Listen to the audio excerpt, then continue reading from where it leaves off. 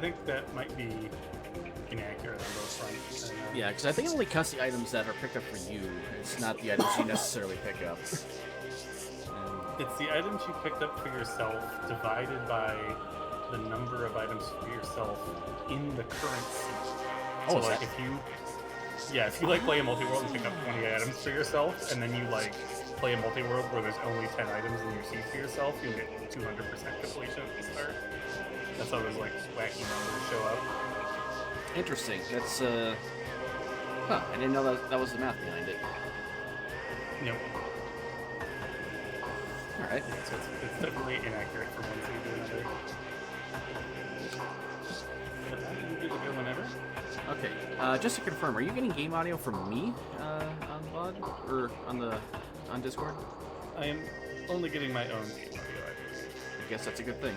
Okay. All right. Sessions.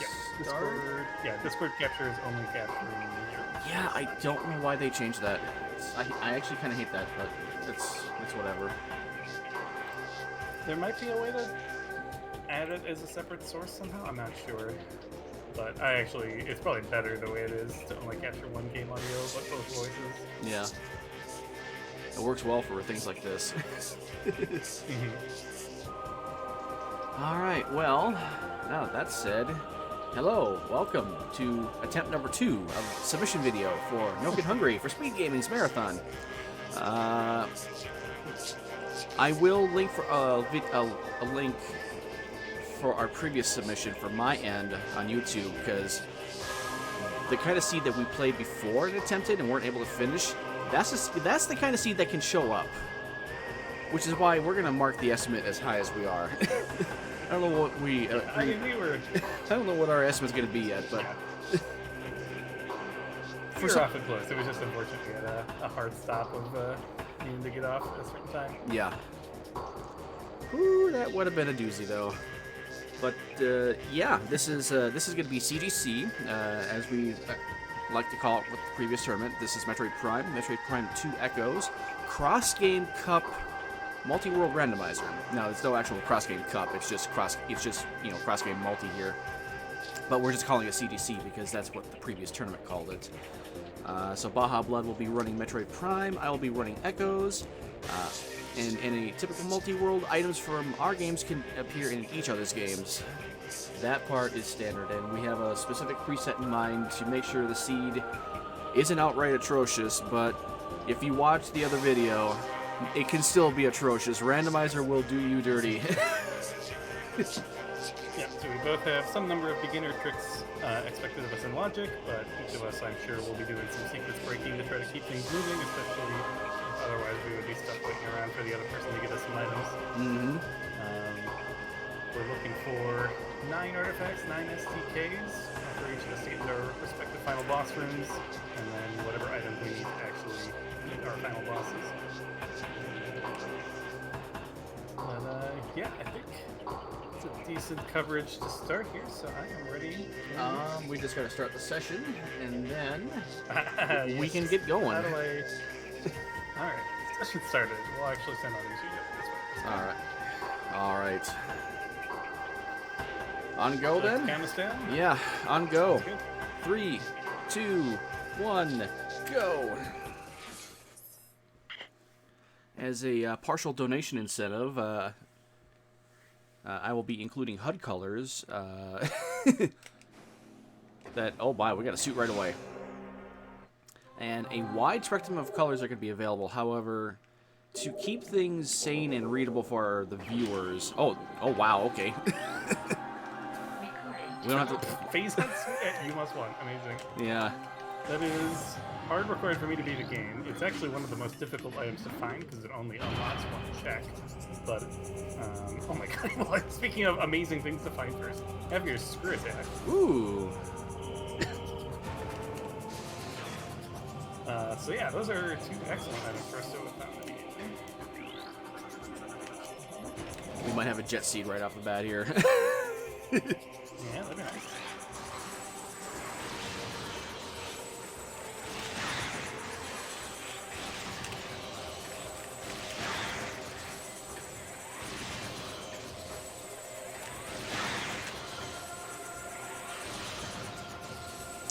But, oh yes, as I was saying, there will be a small selection of HUD colors that will not be available, just to make sure the viewers do not have a bad experience. Yeah, there are some that make it pretty much legible when you're trying to scan stuff in there. And whatnot.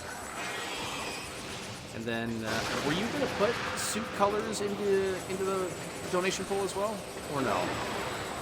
I think okay with that. Yeah, so in Prime 1 we've got the HUD color change, similar to Echoes. Right now you can see I'm running a kind of yellowish HUD. And the blue Prime. You can also shuffle, or rotate anyways, all of your styles.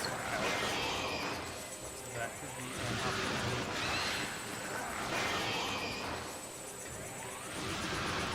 So you won't get to see many of them today. The phase-on suit overrides everything. And, pretty much stuck at this.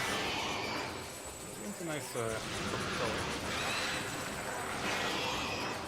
I don't know, maybe only include the phase-on suit and maybe the Varia suit in the rotation, because there's obviously no guarantee that any of the suitors are going to appear first.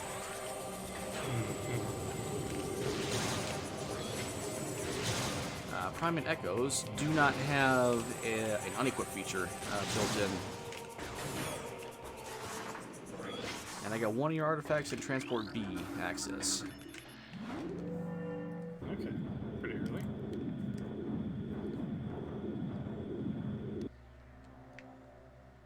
I own Space Jump on High. Ooh, okay. What we did there was a couple things at once. So one of the things we often abuse in the Prime 1 is scan dashing, which is basically taking the dynamic up to the sideways scan. So when you do these strafe jumps, you get a lot of speed, and so if you release the block at a certain time, you go sideways pretty quick. And this boss that's supposed to explode here only is triggered when you touch this bridge. So by doing a little scan dash over the poison water, we can escape the boss. Do you have missiles? I do not, but okay. I believe some missiles available. Okay. I have some missiles, I believe they're yours, and at Temple Assembly site. I'm going to break this real quick and get them for you. Okay. Yep. Not first try this time. Still pretty good. Yep, there you go. Thank you. So that little slope jump I did there is out of logic. Not expected for the runner to ever do. Even the E-dash that a runner could do is not expected to be in logic. Oh, and I'm turning around myself. All right. Let's do storage camera B real quick. See, the randomizer will place the missile launcher first for both of us before it expects us to use missiles. Neither of us. We both only found an expansion so far, which does give us the ability to use missiles. Currently, any checks requiring missiles are not expected to support yet, unless the launcher is visible somewhere.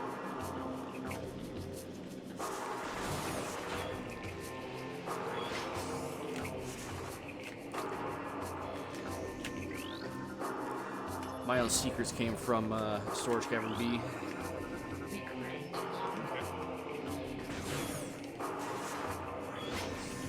Alright, Curse Lake is Look at an amber for you. dead.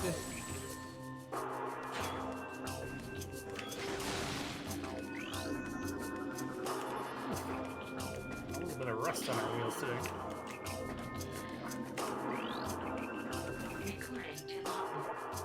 Keys to Aegon are in Chozo and Fendrana. Okay. I've got them all, huh? Yep. So if Maya Morbus has something, all three of the keys will be in his Chozo Ruins and his Fendrana Drifts, which we know Varia Suit will be behind, or is not going to be behind that, which is largely good to know. Mm-hmm.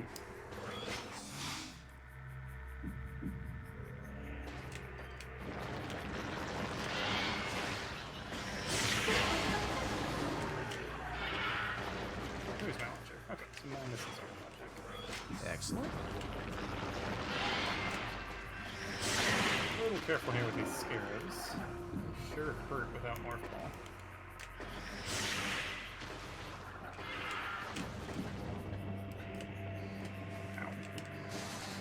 Oh, I knew I didn't make that jump. Another visor for you. It's an echo. Oh. What's that? Let's just use it. Sure is an echo. Suspicious. Was Binding Claws anything? I'll notice as soon as I get a view on it. I mean, right now I'm struggling just to get to the other side. Yeah, it's really not the best way to climb. Although you have missiles, yeah? I do. Helps at least. Yep. Maybe I should just use that.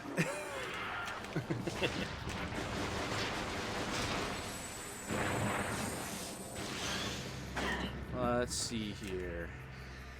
That is an Echo's Power Bomb in Mining Plaza. Just an expansion. Missile launchers and GFMC compound. Is this even randomized? Amazing.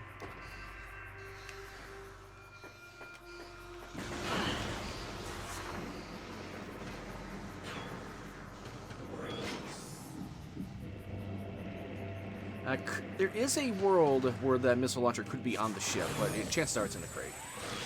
It'd be a pure vanilla check in that case. And your Varia suit is logically, I think, behind Power Bombs, Bombs, and Spider. It's in Mining Station A.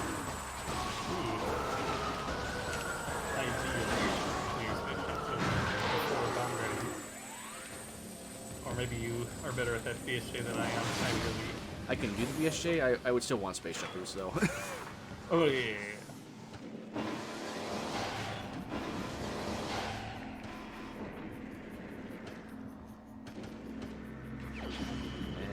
Missile for you.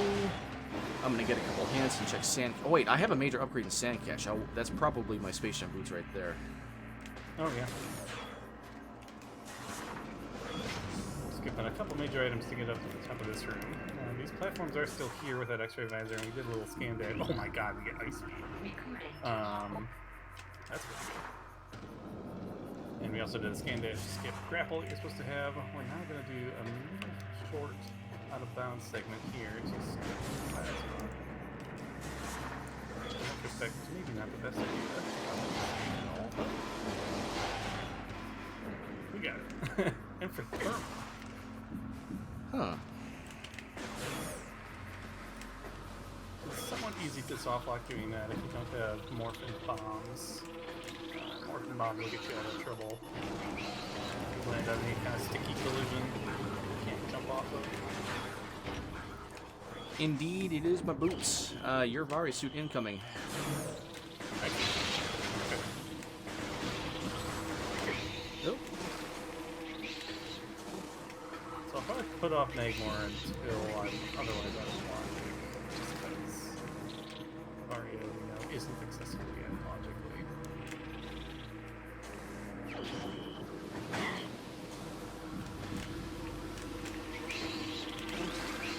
I'm sure you would quite like to find power bombs despite all bombs.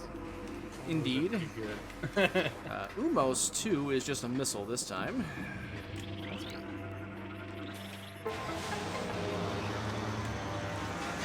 Alright, now I'm gonna go for Bomb Guardian.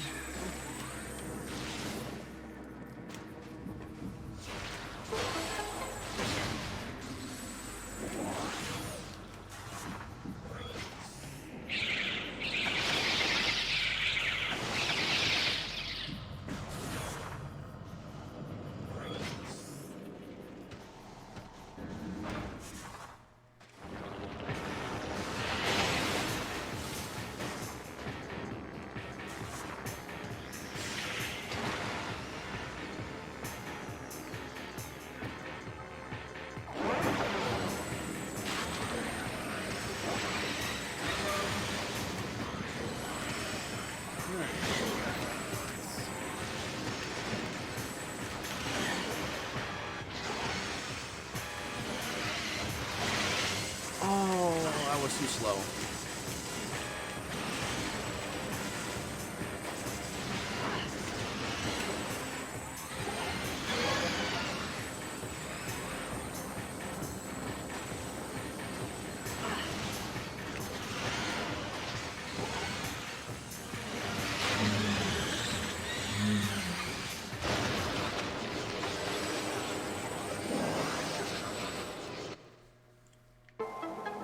Cobalt translator. Okay. So I have 3 translators and 1 of the visors already.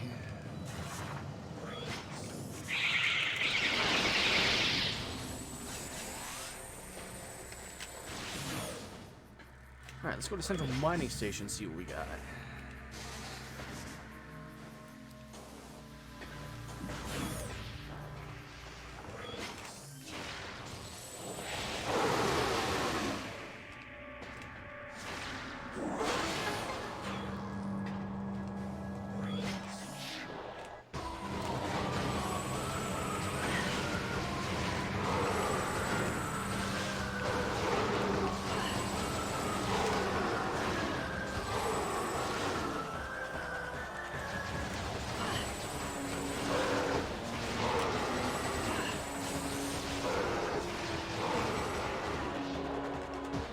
Central Mining Station looks like it's just a missile.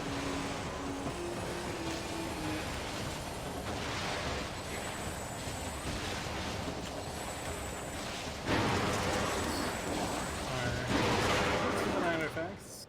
DM them to you. Nothing too terrible. Tank entrance is probably the most annoying. Are you getting artifact hints? Yeah. Okay. So it's your transport B access that you already knew about, Alir, Sank entrance, and Boost Guardian. Okay, no, that's not terrible. That's workable.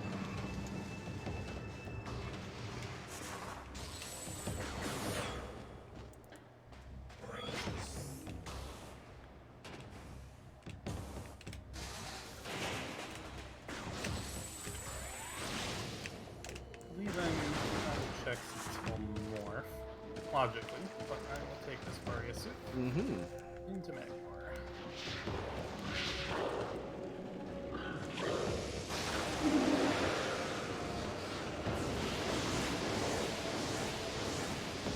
And your bombs are in my command center.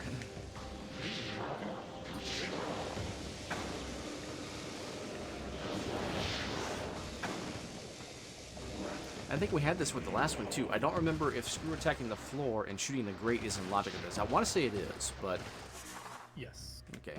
So your bombs are in logic. Have fun with Magmor. Oh boy, we don't have morph, and we don't have health. Oh. This one is actually super scary. I didn't save that one. Let's maybe.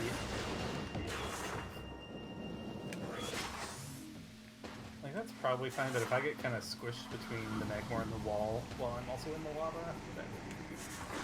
Yeah, that'll be really, really bad. You get 20% damage reduction at least, but that's still kind of eh. Yeah.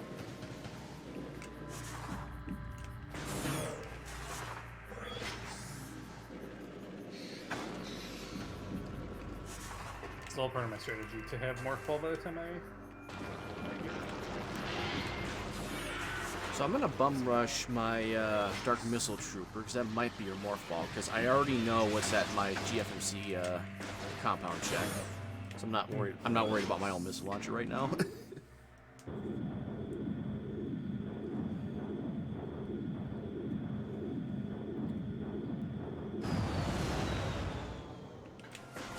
you have?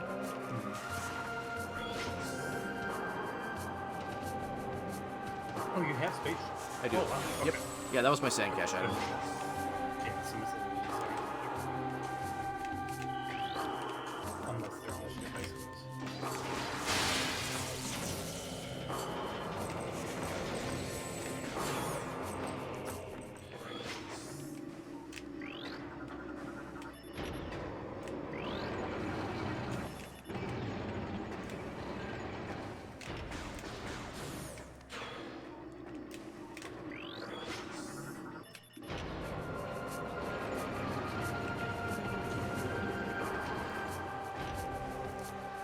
And at least with a more advanced item like the Secret Launcher, some of these fights will go quicker. Mm-hmm. It's nice knowing Transport DX is an artifact also. Kind of that off.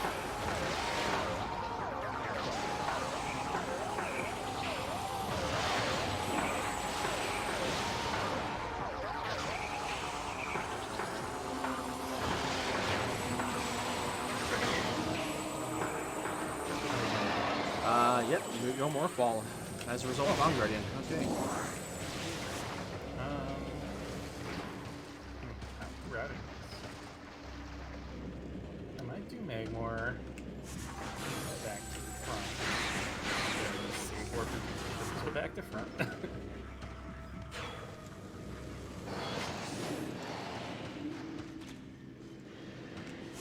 Careless.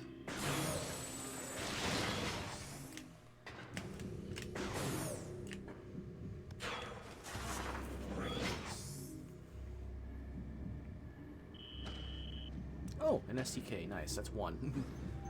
1 of 9.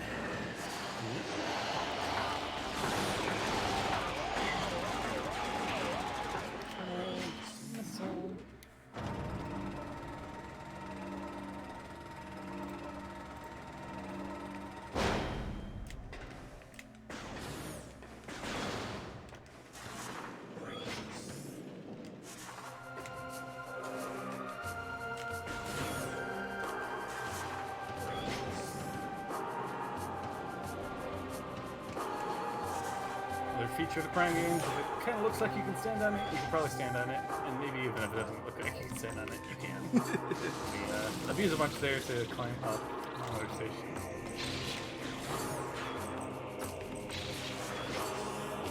A little different where that goes. If it looks like you can stand on it, you can stand on it. If, but not necessarily. They did change collision for Echoes, knowing what happened with Prime. So you can't literally stand on everything, but you can still stand on a lot of things. Yep. 3 of 4 beam combos are nice. And Reliquary is a dead check.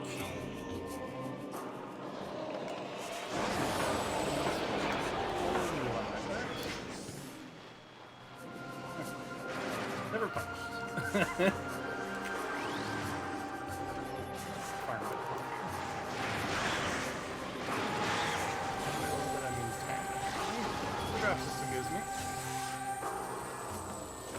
Does have the advantage of the Prime 2 draft system trying to give you what you need if you're very low on something. Whereas Prime is just pure RNG.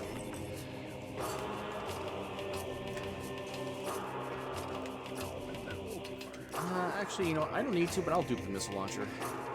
This puts me at 35. I gotta help you on missile countdown.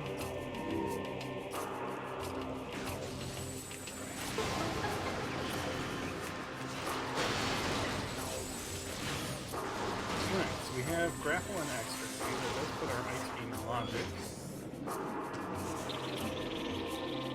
Well, no, it doesn't, because those are both Mario. Ice beam is definitely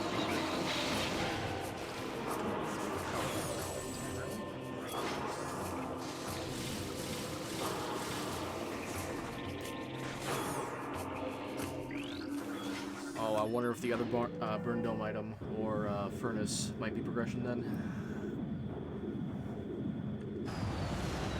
yeah, logically just a ton of juggles. I maybe should have prioritized that over this, but... Oh, it is quite alright. Yep. Oh, I have something in Transport A access. Oh my god. All 4. All of them. Wow. Quite what we intended to do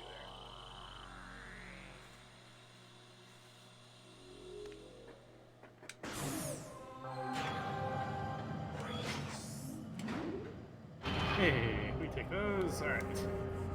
We're invincible. Energy tank? Yeah. Nice.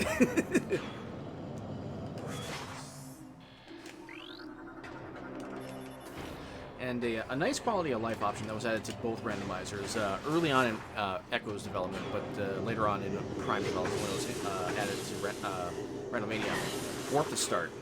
It's not logically expected for you to do Warp to start to actually accomplish and beat the seed, but it makes traveling to and from so much faster than it would otherwise be if I have to go like deep into Sank and then back out, and you have to go deep into Phazon Mines and then back out. Mm-hmm. It's funny that we both used Warp to start for the first time, like, almost identically. Warp want to start. So I was close to re-entry Chozo, but if you're able to route Chozo back to front with using Ice Beam and the little trick of finding this frigate crash site room, it does route a little more nicely. You can skip, in particular, a puzzle in the energy core that's a bit slow.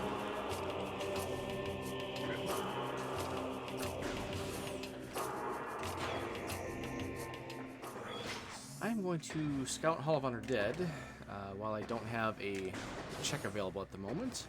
I could try and get to the Torvus Quadrant, but that is a rather silly morph ball roll.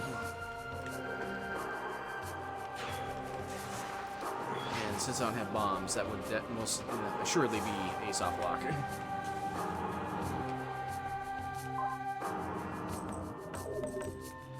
But I just saved, so we're going to go for it.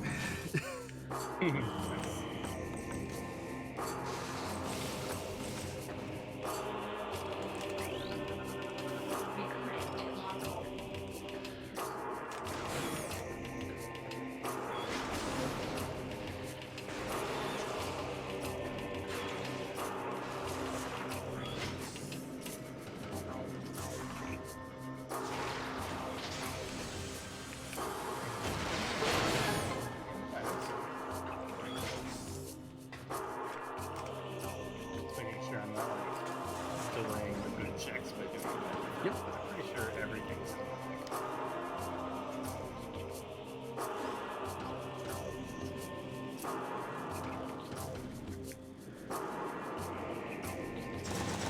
Hey, we got a cross. First try. This gives me access to one singular hint.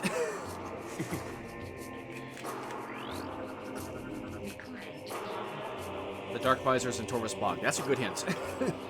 Yeah.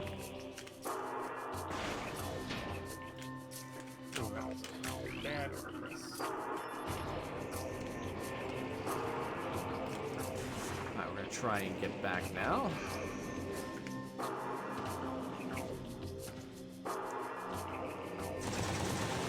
Hey, first try, but we still don't have bombs. So I'm going to be here in this morph ball tunnel chilling out for a minute.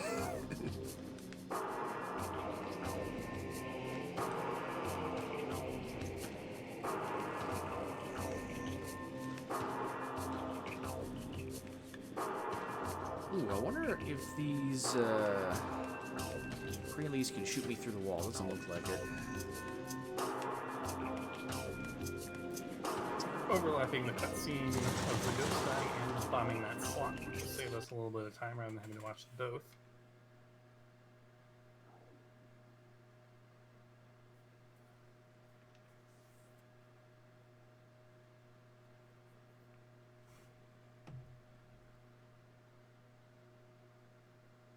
It's a missile. Curious.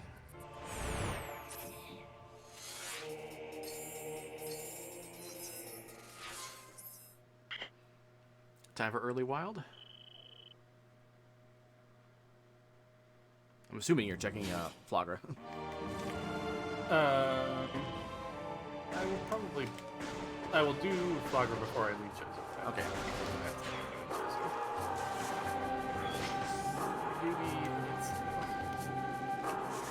I haven't even done because I haven't had more. So I haven't even done Watery Hall area, and that's a ton of checks right now.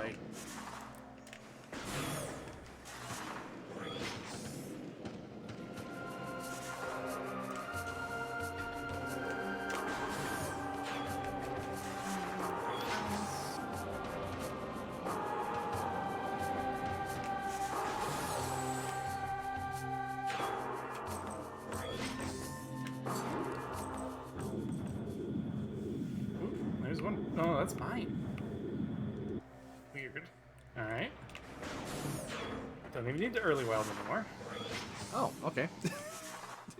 Perfectly rounded. What is this lopsided progression? I have Interesting. all but 4 majors right now.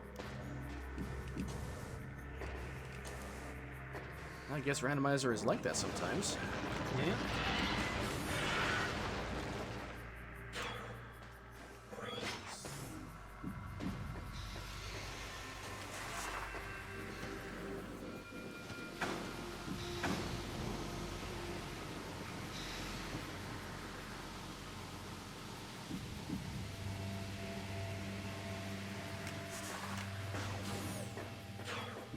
My dark beam is in yep, transport center. Okay. I never remember this room's name. Yeah. Good to know. Where the heck are your bombs? They gotta be in that zero. That seems likely, yeah. Now, last time when I tried this out of bounds, you got me my bombs immediately, so we're gonna do the same thing, and randomizer magic will do that. Uh-huh. Although, it will not be on Zoid. That was just a missile expansion, and the other check's gonna be an artifact.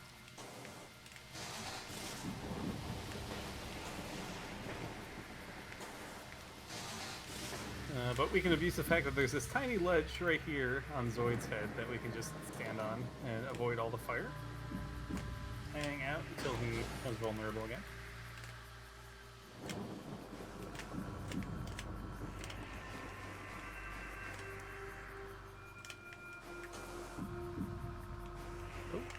I never remember which side of the aether box I want to try and stand on from this door.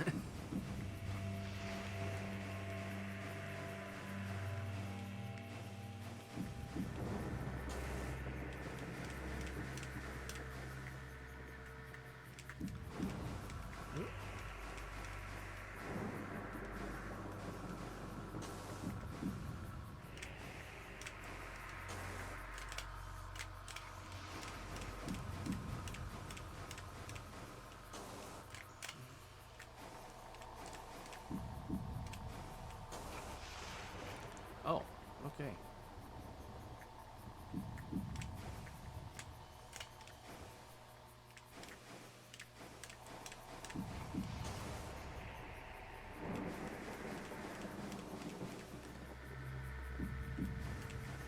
Am I doing this from the wrong side? Is that why I can't get on top of the door? That might be it. Let's try it from this side.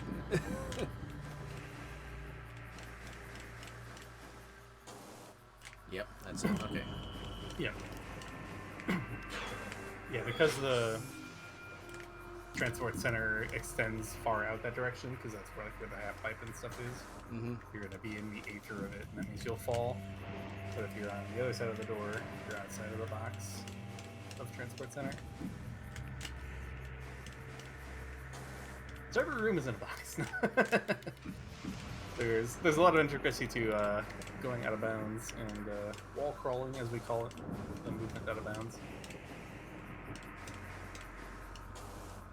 Basically, you're abusing the fact that when you are outside of the intended playable area, rather than falling, you sort of slowly float.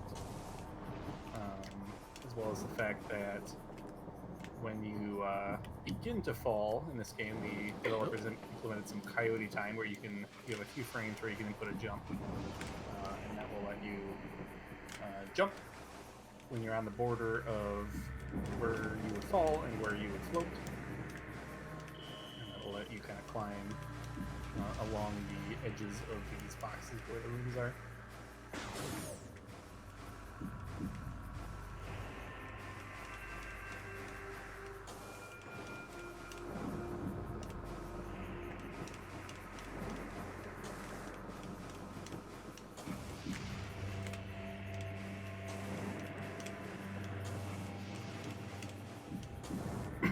The use of another trick called a slope jump that's common to both games, and it's particularly powerful while underwater in Prime 1.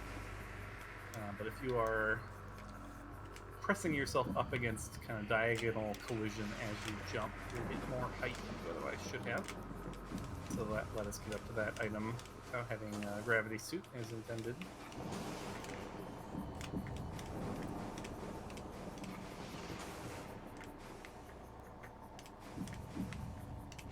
Bombs moving on Flagra. It's so stupid. What else is left?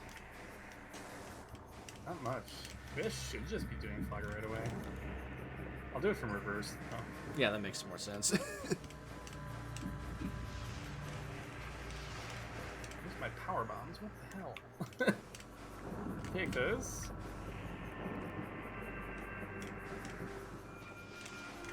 We're supposed to beat Flagra and use the fountain that starts working after Flagra's been defeated. But we can stand on the little spider track morph and then defeat him that way. That does mean that this check is in logic as well then. So those PDs are in logic, since we could have beaten Flogger before doing that. Are you bombs? Nope. Oh wait, no, this Vario wasn't in logic, so that check whoops, but quick detour, I suppose. So we have one more check in Ruined Shrine, and one more check in Ruined Gallery. Otherwise, I think Cat has to have it. Shrine, Gallery, Sun Chamber, huh? Mm-hmm. Always feels bad when your partner is kind of stuck and you have a ton of checks and you end up choosing incorrectly which ones to do first.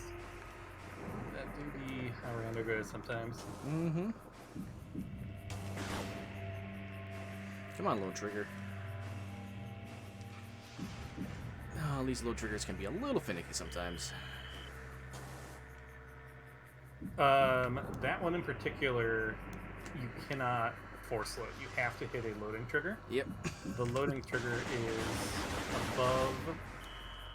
So if you go to the part of the archway closest to the half pipe, just like jump kind of in, yeah, like that way.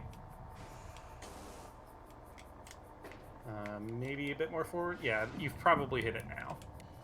Now the room will start loading.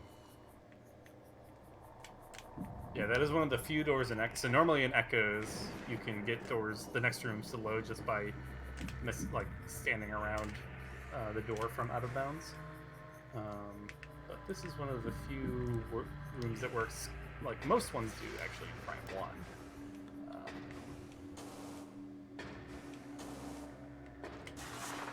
Oh, you know what I don't have? Bombs. Ooh, that makes ceiling warping difficult. Yes. Probably still good, but it's not going to be easy. So another intricacy of out-of-bounds movement is how you get back inbounds. There's a few standard methods. The most common one probably is called a ceiling warp, where if you are interacting with the collision of a room that isn't currently active, the collision checks aren't quite as thorough, I suppose. And so you're able to unmorph in such a way that it clips you through the ceiling of a room into being back in bounds. So Leno is trying to have the room on. It's trying to have the game think that he is in Transport Center, but actually being in this elevator room. And unmorphing with some amount of momentum, and that will allow him to kind of continue, keep the momentum and clip into the room. It looks like you are on the elevator, which is a problem, though. Oh. Yeah, I should probably try from the other side. Yay, there we go.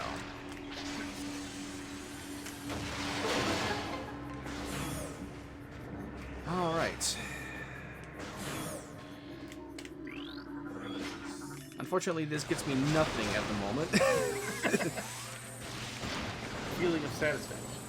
But when I finally get my bombs, I can get this dark beam immediately. Yeah, that's honestly a pretty good place to wait. Are these bombs? Yes! Okay, I forgot this was a jump too. So yeah, could have come here immediately when Leno got me the morph ball, but actually could have peeked this a while ago, but I chose not to.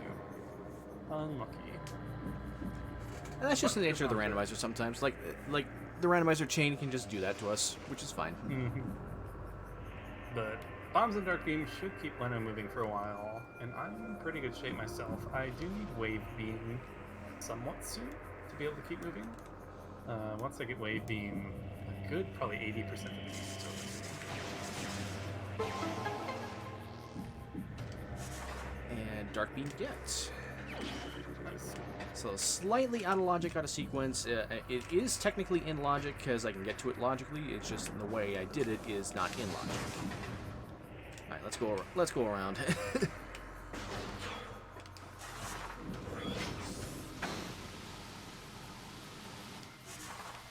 We're gonna to enter the Sun Chamber / Flagra fight from the back, which will have some interesting properties. The boss fight won't actually start.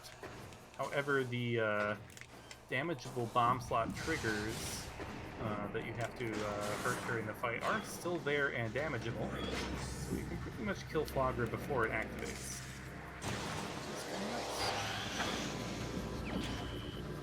There's a plasma, not the wave beam as requested. Plasma's good though. There's a decent number of checks in shoreline. Here's our Flagra friend. There's some way I'm not any good at this trick, but the power bomb can hit 2 of these triggers at once. Oh, did I actually get it? You hit both triggers at once, you essentially are skipping one of these cutscenes, forcing them to overlap.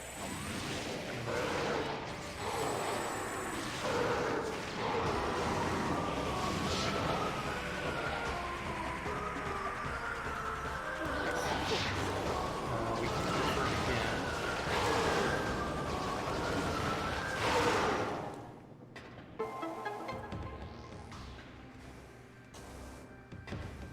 Oh my gosh! Wow, I've never actually pulled it off. Nice. Second thing we can do here is, so now that we went near the door, we actually activated the fight. But Flagra is already dead. We can skip one of these cutscenes. So if we skip the one where it's dying, if we wait through the intro to the fight and wait for the one where it's dying, we can start moving long before we were supposed to. And this cutscene is significantly longer than the first one, so this actually saves us quite a bit of time in leaving the room. Flagra is not a favorite check of many random players, how long these cutscenes take, but coming in from the back and getting that cutscene overlaps definitely cuts down on the time investment for this check.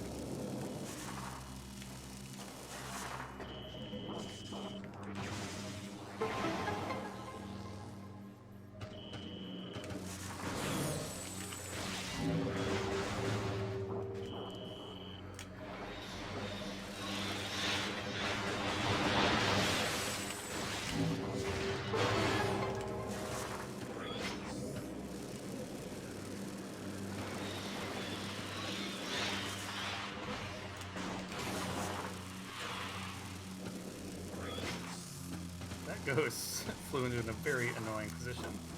So what I was trying to do there was get one hit on each of these ghosts so that one super would finish each of them off. Unfortunately, one of them jumped right in front. Kind of body blocked for his friend there. Terribly.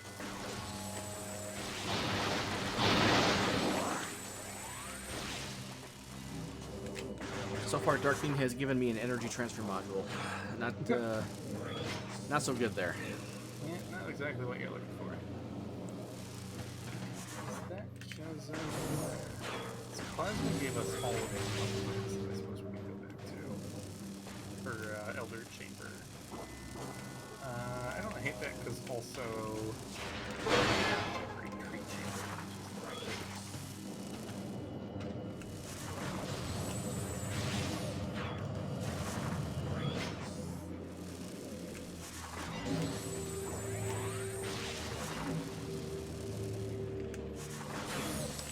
My main power bombs are in the broom closet. Just spider for my Varia then. Yep.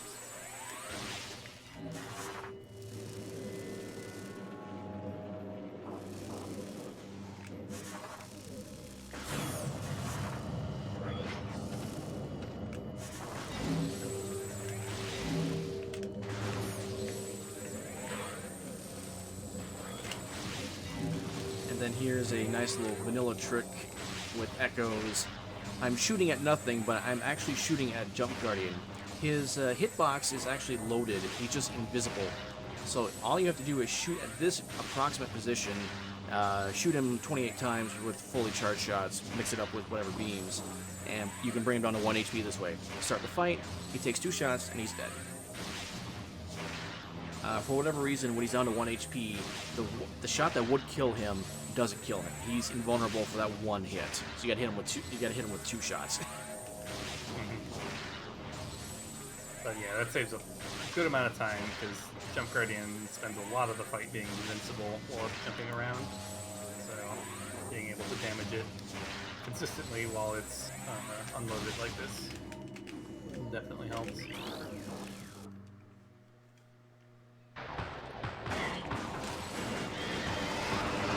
Some of the time I saved for doing each other back when the first place was working out to do this puzzle. So we're just to wrap this way back. So we got that plasma wheel. We will still have saved some time by not having to do way part of Hall of Elders. We came into the back, we were able to disable the force field. That also will have the nice side effect of not making 3 ghosts spawn in this room when we would have deactivated the statue and made our lives more annoying.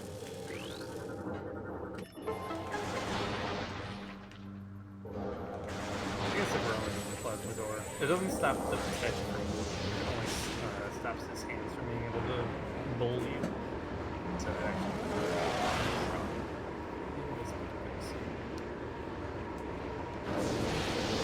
Already done the Elder, the horrible witch itself.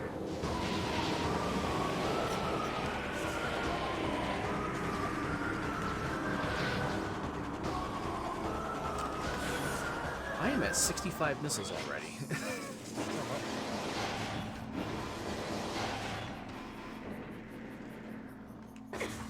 That's about 30 missiles more than I would ever need. With the Echo's drop system, you never really need that many missiles in the game. Because the game, when it knows that you're low or out of missiles, it will prioritize missile drops, and sometimes big missile drops. When you're low on health, I believe it's 80% chance when you're down to like the last 30% of your health to drop a bigger health. I think an Ultra, or maybe even just a yeah, Mega. if you're 20% or below, you'll get Ultra drops at 80%, yeah, as you said.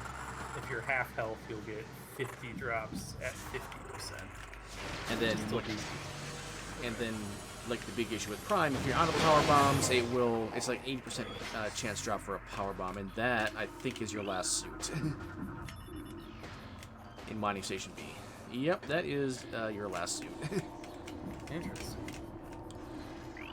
So, okay, that opens up a new possibility for us. And I get the gravity suit hint. Amazing. Alright, so that gives us the reasonable opportunity of doing reverse frigate here. I don't hate that, so I'm going to do it. To get through what's here, though.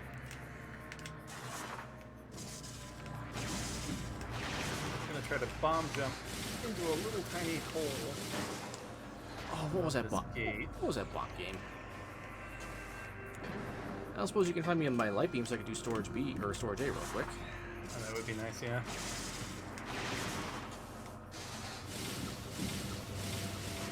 Alright, I want to make sure I don't get Krayleighed here. There are no iframes when you come in contact with the Krayleigh. You can go from 300 to 0 real quick with one of these guys.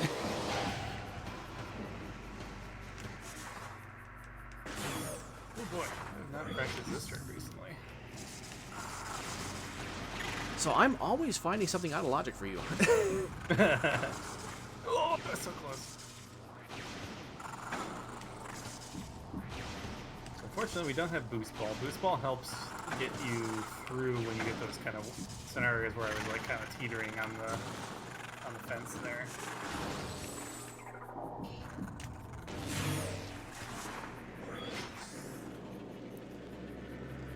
And speaking of Boost Ball, I think just Boost Ball with what I have puts your gravity suit in logic. Oh wait, no, that. Oh yeah, because it would just be a slope jump at that point, so that should be. I think in this logic set? I don't remember.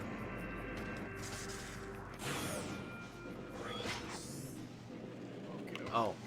Okay, there's my spider. That's your Varia suit. Okay, cool. There we go. Here, and there's your Vari suit hint. Okay. Alright, so we're gonna do some quick analogic checks here. This is also gets one of our artifacts out of the way. But having done that bar skip doesn't mean we can do frigate backwards. And doing it backwards means we don't need wave beam to open up all the conduits. Because the thermal puzzles only stop you from moving forwards. As long as you don't accidentally try and turn forward, because then you will need to finish going all the way back. Yep. As I discovered once, once upon a time, with the reverse frigate. But that's fine. There is a save point down there in the frigate, next to cargo freight, deck left gamma, so you can save more from there if need be. Yeah, works pretty well. So we do all 3 checks here in frigate, save warp, and then that'll put us on our ship, which is close to Magmore, which is where I want to go next to get into Fendrana.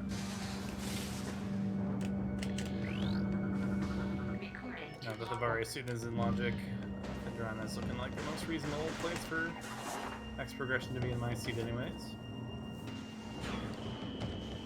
Might even have a vanilla wave beam. It's not often when Randovania puts an item in its vanilla position. It can happen. Yep, the game can put items in the return, and being a Metroidvania, a lot of vanilla items are actually behind points of no return that require themselves to leave. So it's actually slightly less likely than chance for items to be in their original locations. Pure chance, I suppose. Light beam in its parallel location. Amazing. Actually, significantly more convenient.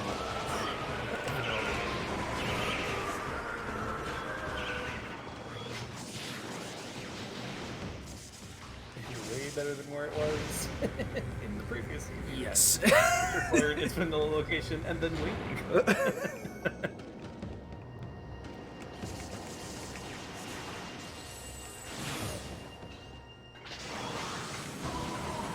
Similar to the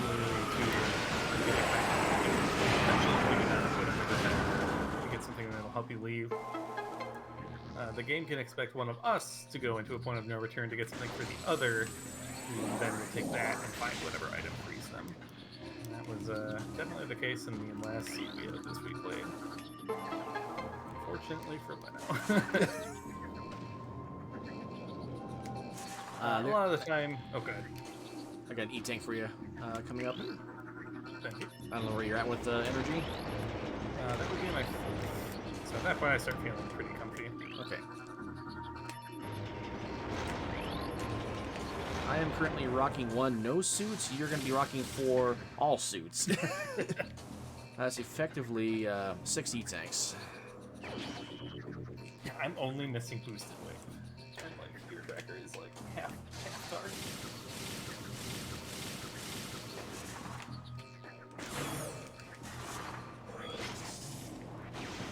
But to be fair, wave beam blocks like for almost half the game.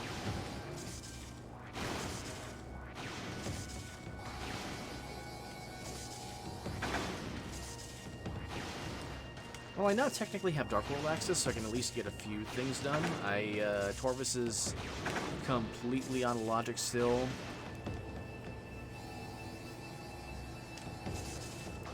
The method to get in through the front door requires Dark Suit or Super Missiles.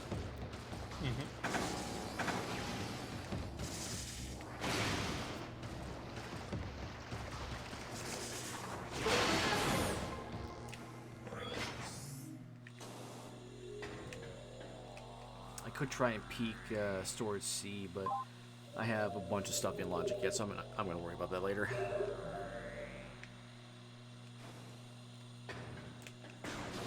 And then this BSJ in sand processing, I have never been able to do. I cannot get on top of this turret to save my life, so I will not be peeking sand processing. Yeah, there's a couple of methods. There's the screw tech method as well, but both are pretty difficult. It is much easier to have these.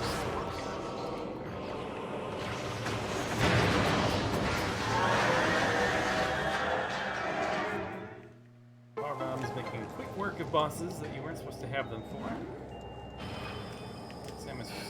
fight over in a flash. Now, normally I would not pick up that missile, but that forces a reload of the previous room main reactor, which also makes the item appear. So there are times when I will pick up items when it doesn't make sense to. That, I believe, looks like a dark ammo.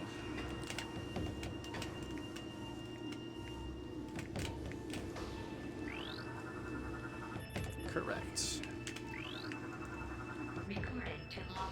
Oh, here we go. There's a key in Dark Oasis. Oh no.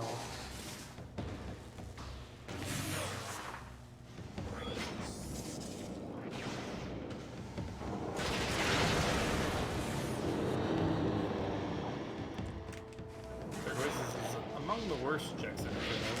Not only does it require both seats and power bomb guardian and Corvus. And collect its item. And collect its item, yep. There actually have been instances where players have killed him, oh, there's my grapple, but not picked up the item because they didn't think it was necessary. And then, oops, that item despawns forever. You will never see Dark Oasis if you do that.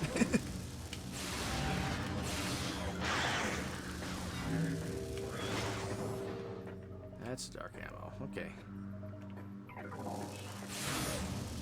And it's also the first ink cache that has given me a hint that is not named my missile-related upgrade or my energy transfer module.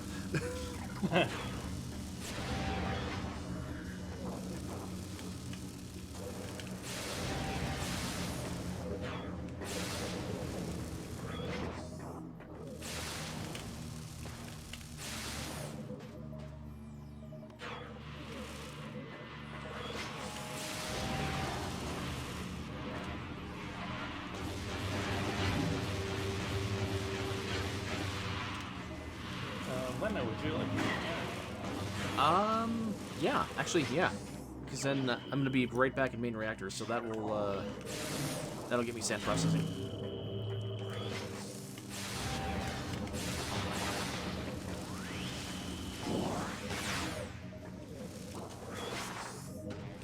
Thank you, thank you. You're welcome. In Cannonball State, I am completely invincible while in Morphball form. The Cannonball State is something that the vanilla game gives you anytime you enter what's known as a kinetic orb cannon. And because of this, it also gives you a ability to pseudo boost. So I actually have boost ball ability while I'm in this state. However, collision detection with this is quite different than actually having a boost ball. I can't break terrain. So I could boost it deals a different type of damage than boost ball. So some things are vulnerable to cannonball, but not boost, and vice versa can be true as well. But things that are vulnerable to cannonball take many, many times their health in damage per frame, and so pretty much just explode if you touch them with cannonball. So that can be pretty nice.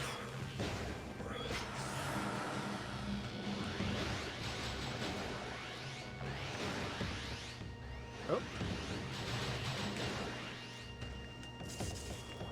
And sometimes the camera is a little bit wonky when you use the cannonball as opposed to boost ball. See, the curse of the half-pipe kind of returns with echoes. Yeah, and the one thing Leno's got to be careful of is, in vanilla, the game gives you this cannonball item when you enter a cannon and takes it away when you bonk into something at the end of the cannon flight. So if Leno ever enters a cannon, that cannonball will be taken away when he finishes the cannonball ride. Only we'll have that upgrade until he takes a cannon.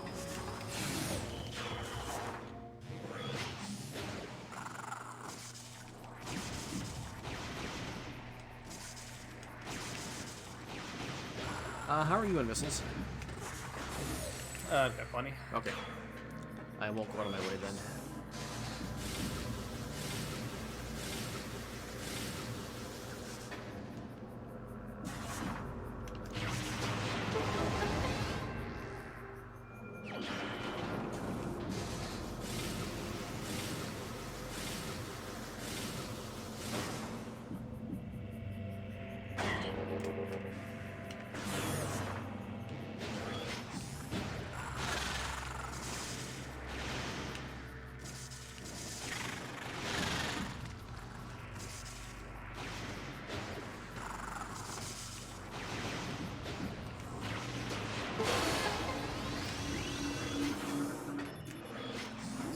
jump that people do here to get over here, but I don't quite know how it works.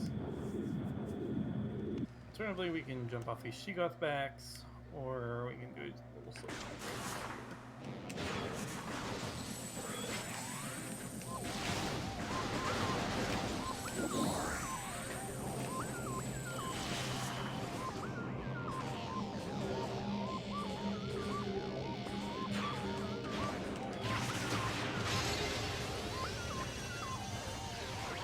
Door I just opened is the one and only door in the game that will open if you shoot it with a missile. Every other door, the missiles will bounce off.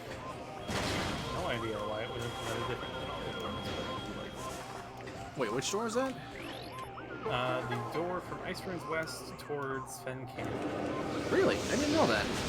Yeah.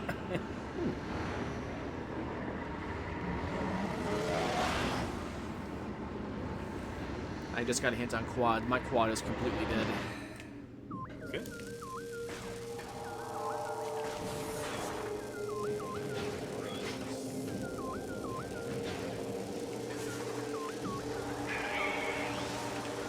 So we've done everything possible without it.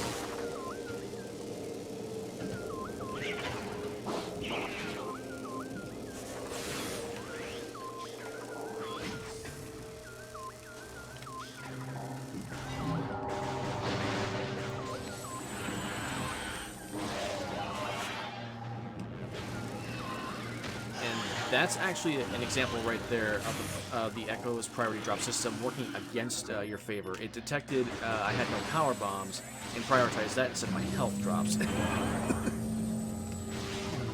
that could be unfortunate.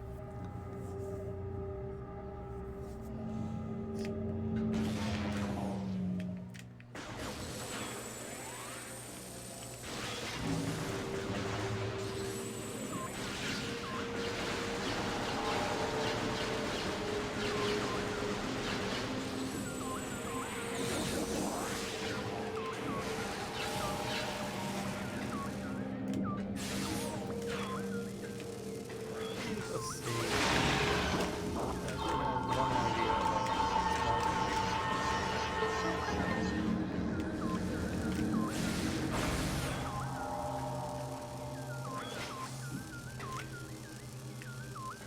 Just dark ammo and hive gyro.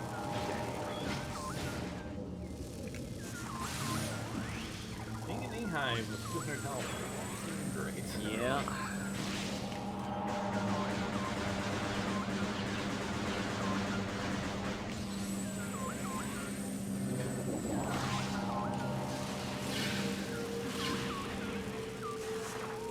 So I'm going to try and be in morph ball form or in safe zones as much as possible.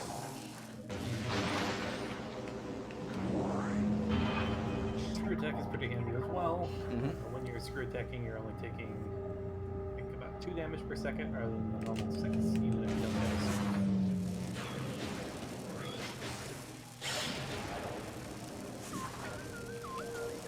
Yeah, for whatever reason, Retro decided not to program the same value with Screw Attack if you have Dark Suit or whether or not you don't. You actually take more damage than you would with Dark Suit, but it's still less damage than the 6, which is something you just want to try and keep abusing as much as possible.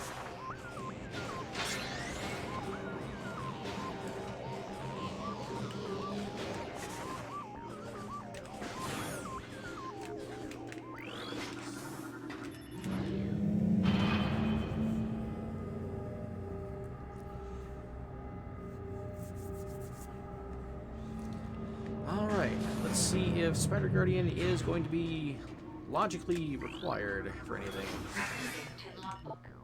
Beam related upgrade Hive Dynamo works. No, that's a red key. Be Hive key. Hive key, good.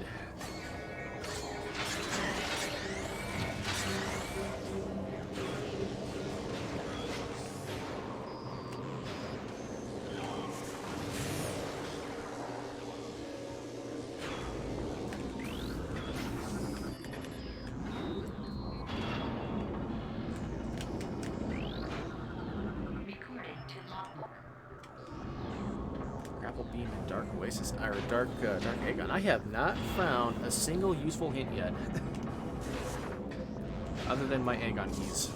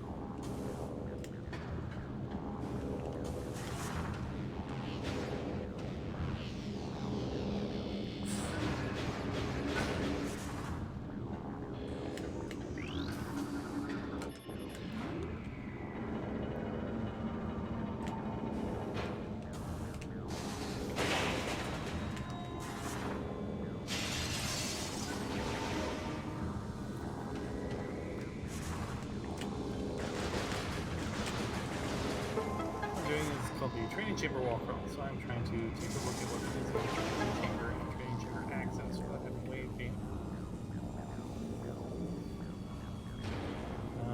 Prime wall crawling is a lot more annoying than echoes. You need to know where all the load triggers are for each room that you're trying to deal with. Oh boy.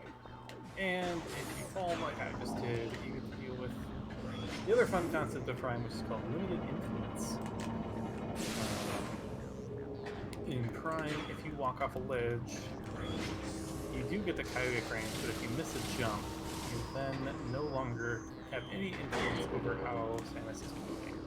So in Echoes, if you miss one of these jumps, you can just fall back, you can just turn around and move back into the floaty bit of the room.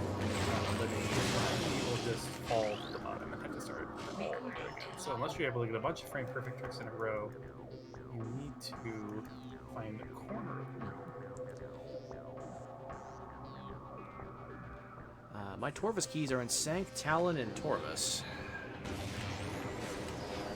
I'm going to assume the Torvus key I have was from Talon.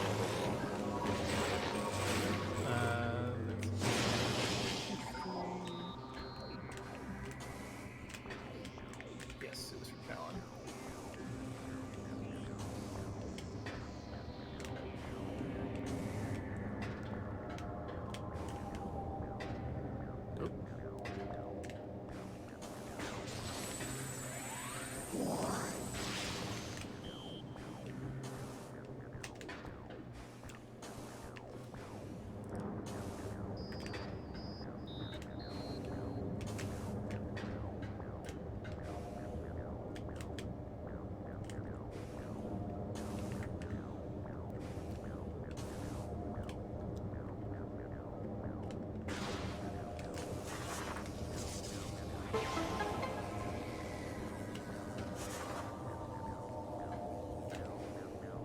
Let's check out the training site real quick.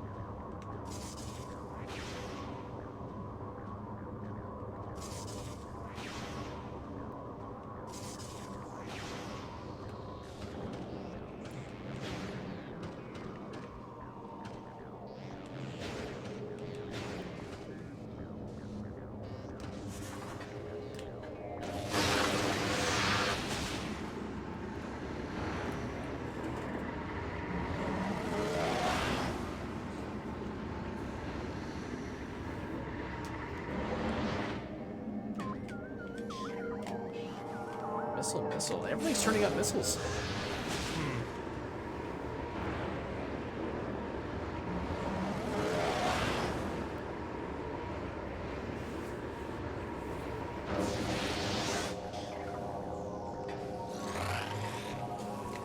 Now, in this room that I'm coming up to, Vault, this is normally where you get screw attack in the vanilla game. I actually want something to be here right now, because then that way I know my boost ball is hard and logically required, but because I have cannonball, I can pick it up right now. And we can worry about the logic later.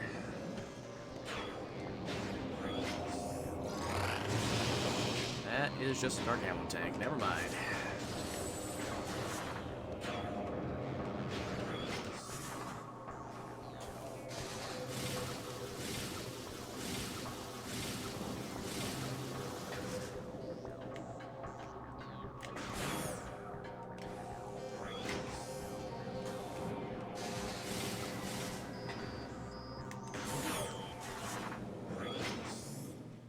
Oh my god, what? Alright. Well, this was weird.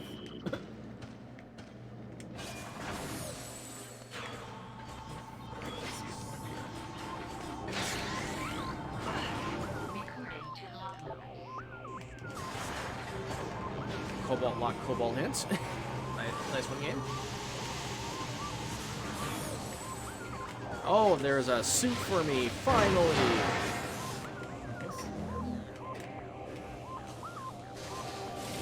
I now logically will have access to Torvus.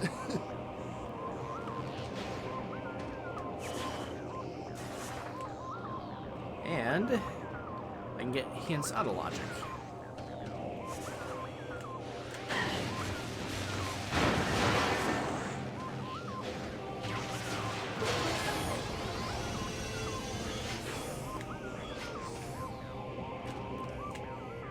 That's gotta be a Torvus key. Yep.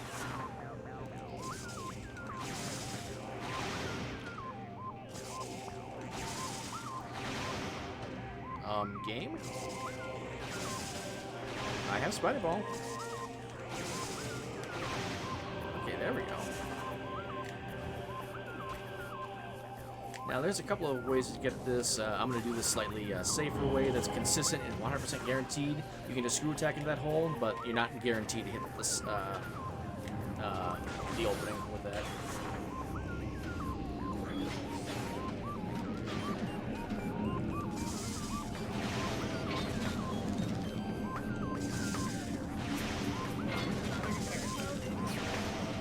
And in this room, I believe this is Mini Gyro. This is the only instance of the Crimson translator being of existence in Echoes.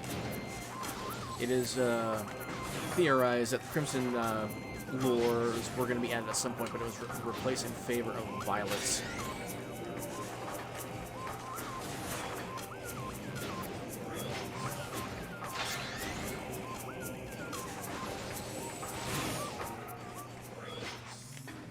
Okay. So now I think I do Temple Grounds cleanup. I'm going to do GFMC ship, Wind Chamber Gateway. And then I think I'm going to go check hints.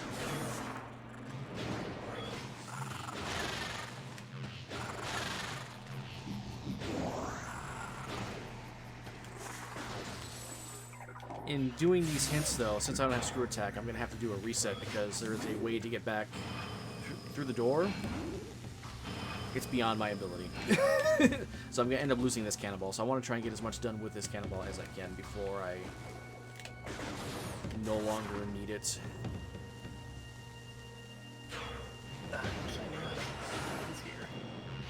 Your emerald is here in training chamber access. I don't know how to get. I don't know how to ceiling warp into this room. Train chamber access. Oh, it's the tunnel item. Yeah. Oh, I don't know that one. I've only seen Cosmo do like magma pool. So yeah, I don't know that one. Train. Oh, okay. So that means Sank entrance is locked behind my wave beam.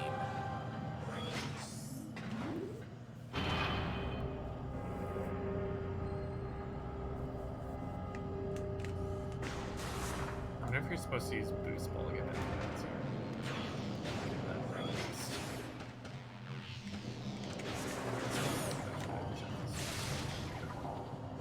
Soft locked? Oh, that would be great.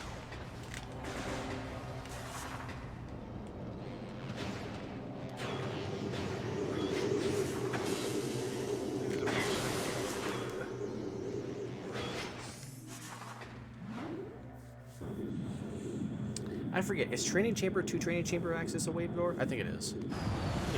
Yeah, that's what. Okay. What is this? Try this.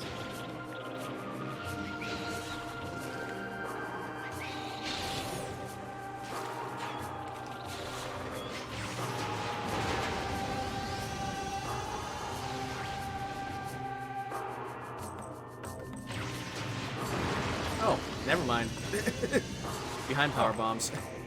Neat. Cool.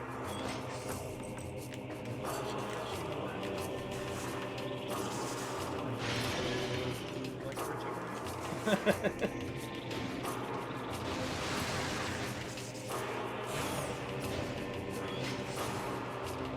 do actually need my beast ball though, because life curve.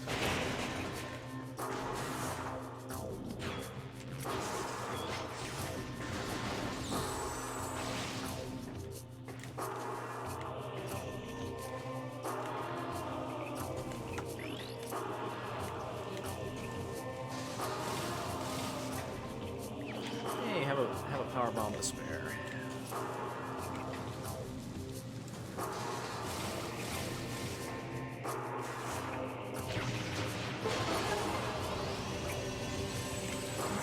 Very nice. So showing how we can reliably get drops in front of them. And enough to get all the way through the lower mines. It's pretty good.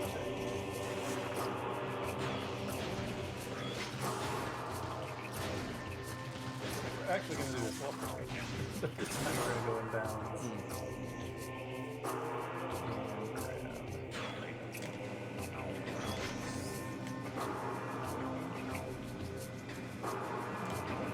Back there. Let's see if that's correct.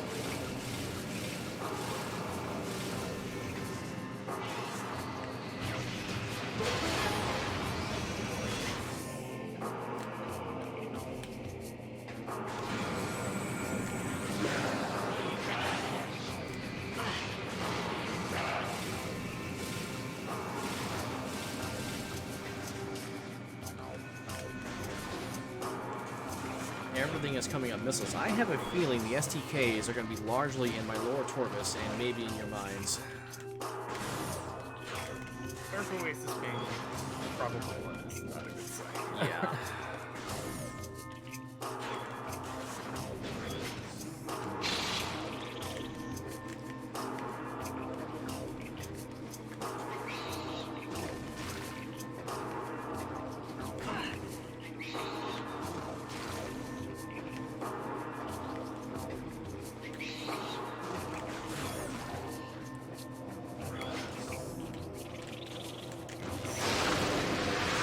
Actually, I guess I have practice this.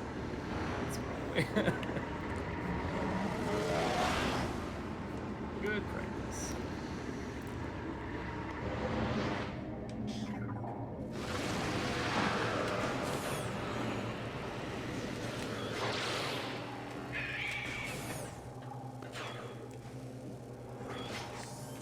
That's just a missile. Wow. Does my seed have anything?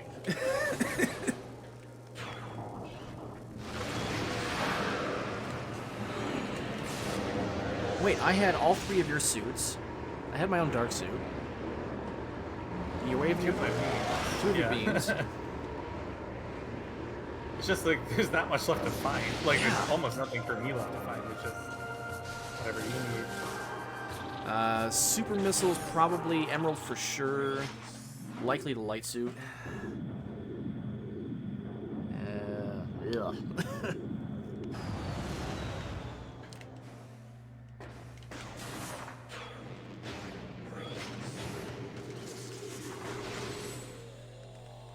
Alright, we are going to attempt to do this dark world with only 1 E-tank. This is not a fun out of bounds when you have dark suit 1 tank. It's let's see here. What is it? 1.2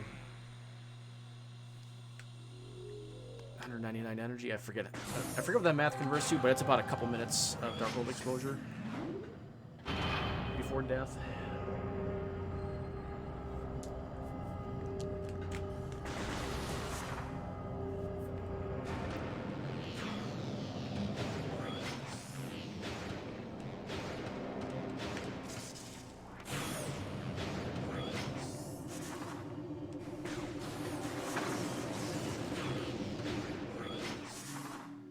Oh, why did I press R? Okay. Woohoo, that was okay. Wait, did I actually save? Yeah, I did. Yeah, I did. That's right. Yeah, I did. Oh, I'm having no luck.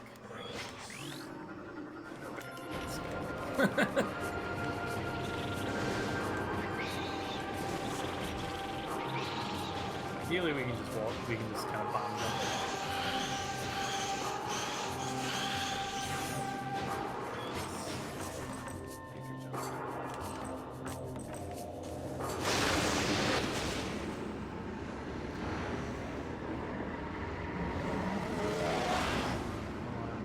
Here, which is where the... What? Is it? I guess that's just an open ceiling. Oops. Well, On today I learned. we're not getting at him like this. Guess we can just come back later at this point. But we will get the emerald.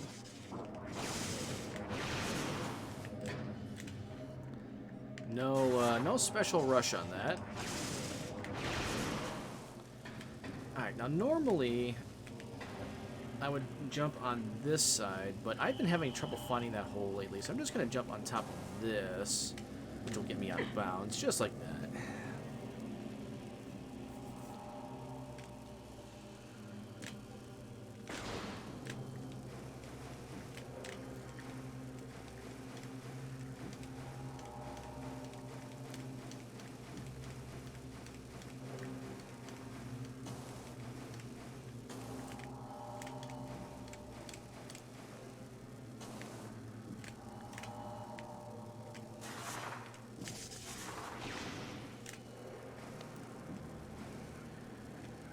Okay, step one done. I think we're free and clear at this point. Should be able to get hints.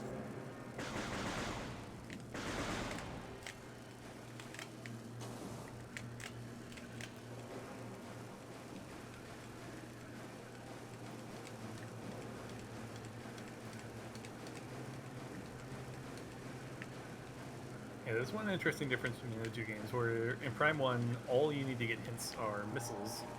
In Echoes, you need supers, seekers, bombs, a means to open portals. So yeah, it's quite a bit more involved, and your hints generally will come much later as a result. But Lena, with some bounds, we'll be able to skip this super missile door here and move forward into the hints without supers. Get us earlier intel on where we need to go for him to be able to finish. Otherwise, both of us, I believe, have everything we need to beat our final bosses. We're only looking for our keys and artifacts at this point, unless other major items are required to get those. Okay, War Ritual Grounds. I kind of expected that with the Dark Visor hit. No, yeah.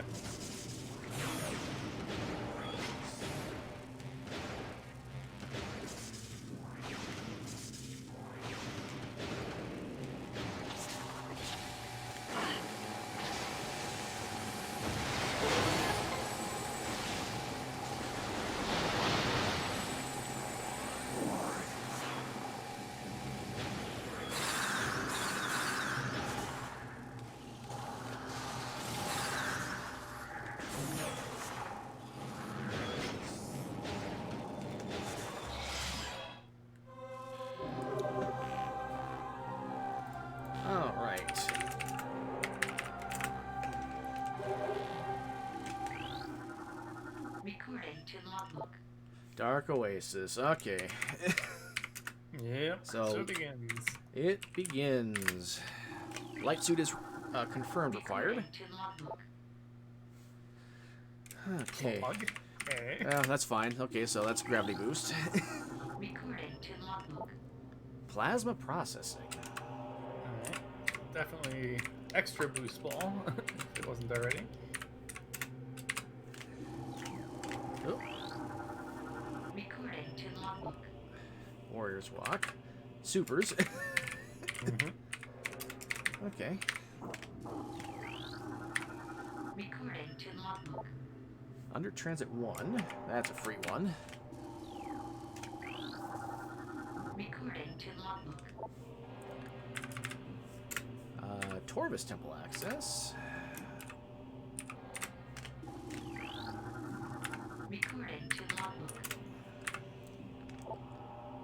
And War Ritual Grounds. Okay. So overall, not the worst. You only have one more in my game, or in the game. The rest are in mine. And then what do I have to do for myself? Life Grove Tunnel Training Chamber. Alright.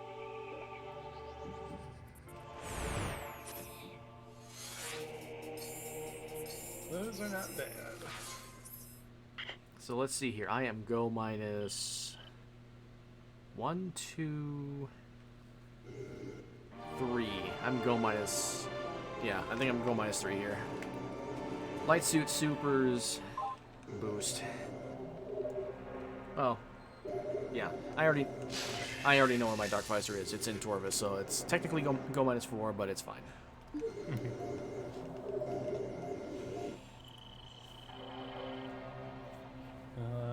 Those are actually so yeah. I can full clear the seed progression wise, anyways. Then, because really the only possible checks that I can't do is artifacts or STKs. Other life group, I guess is something. If I don't mess up the bomb jump method, I could theoretically.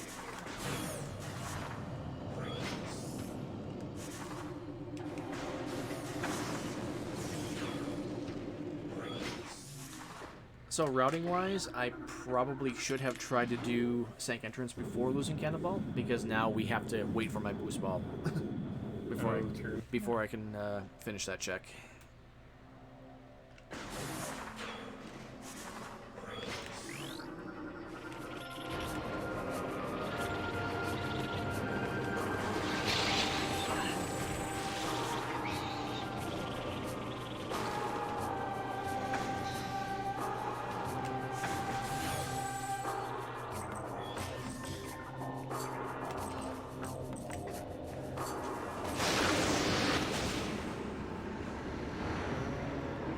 Looks like it's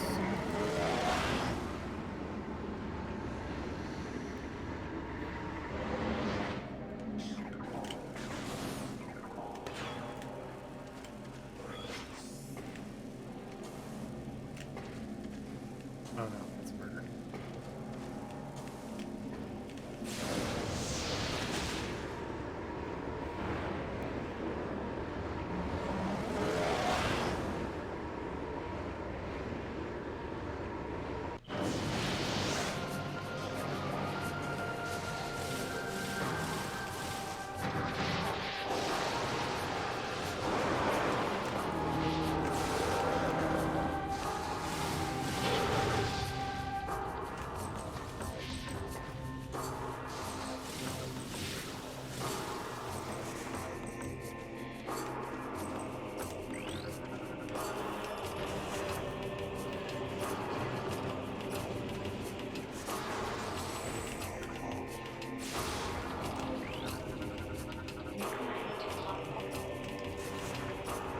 There's one of our joke hints.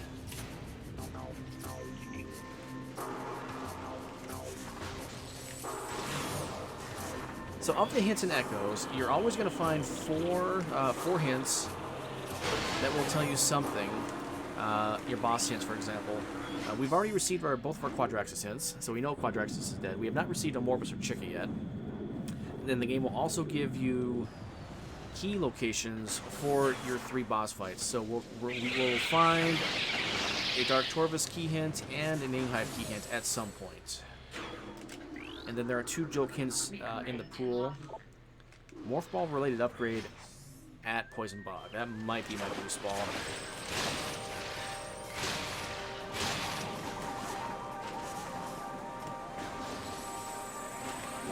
And then the rest of the hints are going to be, I believe there are 3 proximity hints, or maybe it's 2. And then the rest of them will be general area hints, or I believe there's one or two that are exact room lane. So, for example, we got the Dark Advisories in Torvis. That's a general area hint. My super missile is in Putrid Alcove. That is a really good hint. Yeah. All right. Cool. One more thing off the list. Also makes lower Torvis access much more free.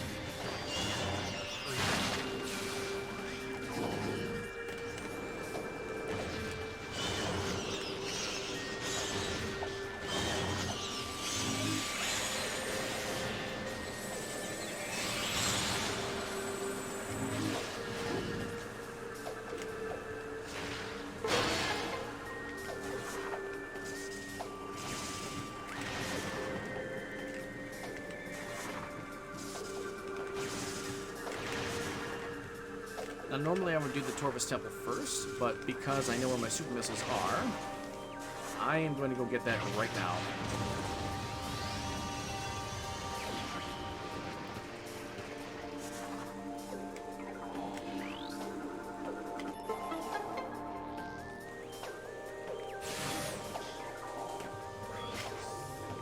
There's my gravity boost.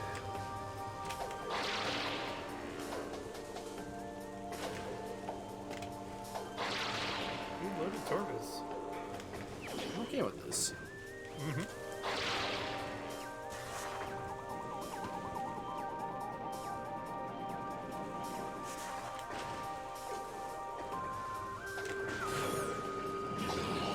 Oh, another energy tank. Good.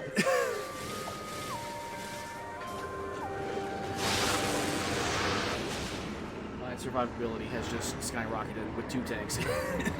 Oh yeah.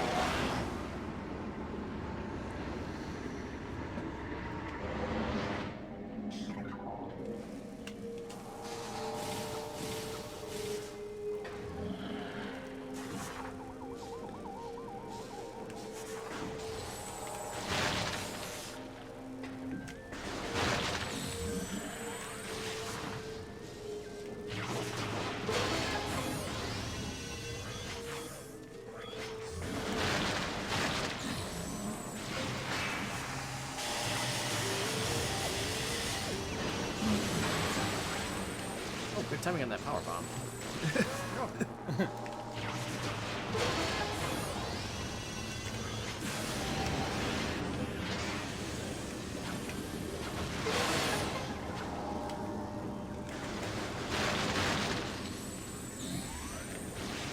Oh, I always beat myself when I do this. I open the door for Portal Chamber, and then I didn't scout the item because I got the hint for Super Missile, so now I have to blind check this.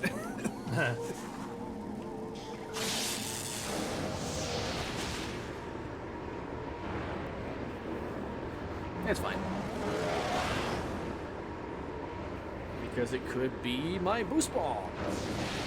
No, it's a power bomb.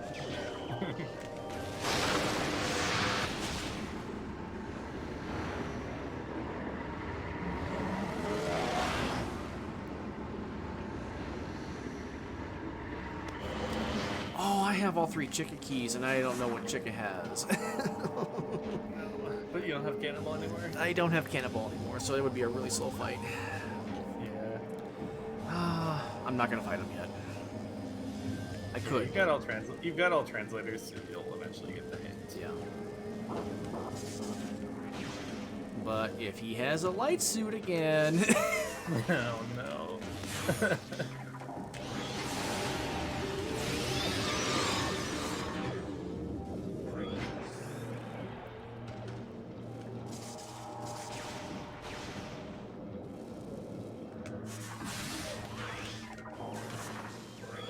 Alright, I want to be really careful about not stepping in the middle of the room here, because that will initiate the fight.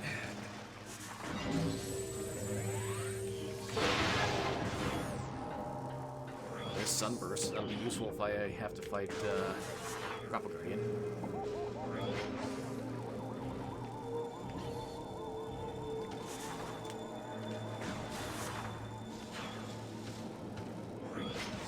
And then this is the best refill station in the entire game. It's right next to a check. It's right next to a save point.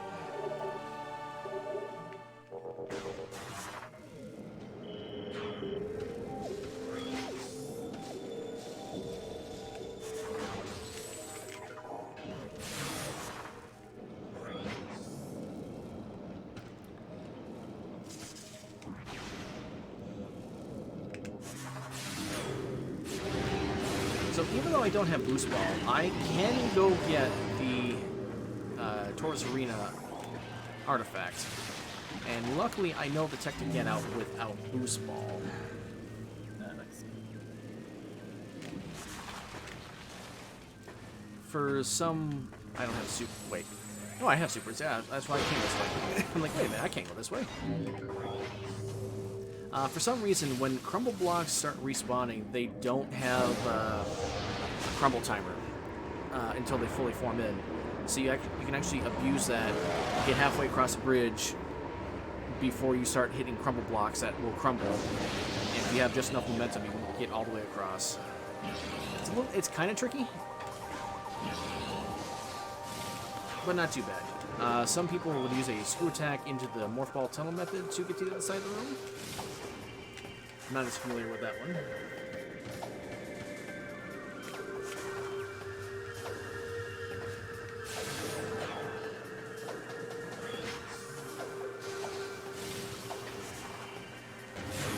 Press jump. And so we fell. Understandable. Quickly.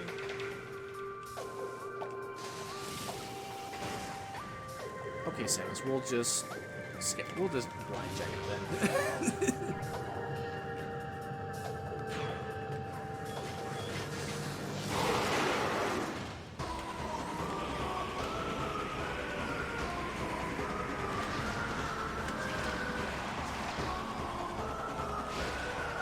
I don't think that's gonna work.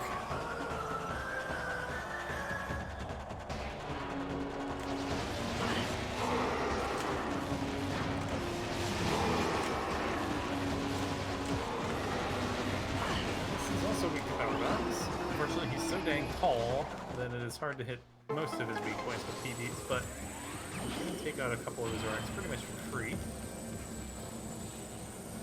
Another good tip for this fight is if you lay morph ball bombs when he starts to roll at you, it will basically finish the thermal phase of that rock for you. You never really need thermal for this fight, plus that's half of the damage you need to do in each phase done for you immediately. The hitbox and the bomb detection seems to be rather generous too, so you can actually be kind of far away from those weak points and still hit them with bombs. I see.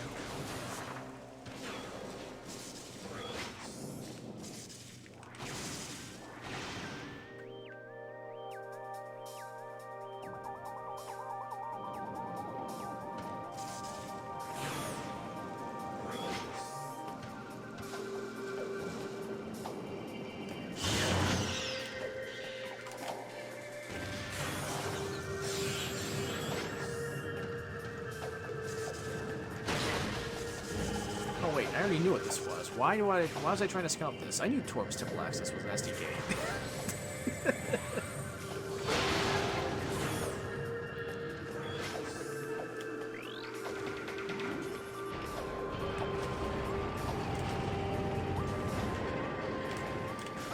Alright, Captain, is it true? Not today. There's a saying that Captain MD13 would say that there's always progression in Underground Tunnel, and usually that's true. Amorbus is dead. Good hint in Underground Tunnel, at least. Alright, now because I don't have Boost Ball, normally you would use the tree to climb this room, but the vanilla way to get to Arena also applies, so it's just the route I would take.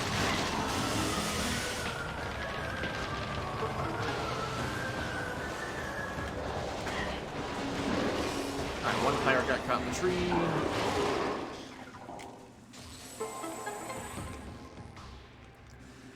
Laying a power bomb in Torvus Grove with the pirates still alive is a little dangerous because they can actually get themselves lodged in the tree to the point where you cannot kill them. And there's my Dark Visor and Meditation Vista. Visor percent complete. Here's your last Morbus key. Now you know that it's dead.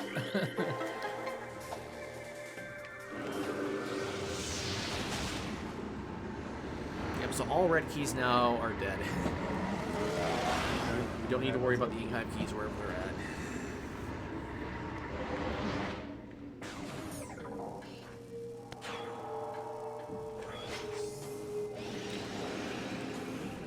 Fen is full clear.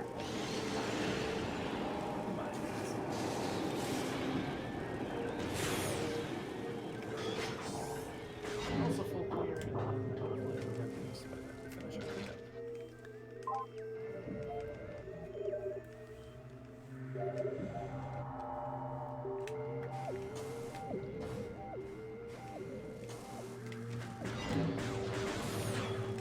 Yeah, I took a save point there just before Boost Guardian.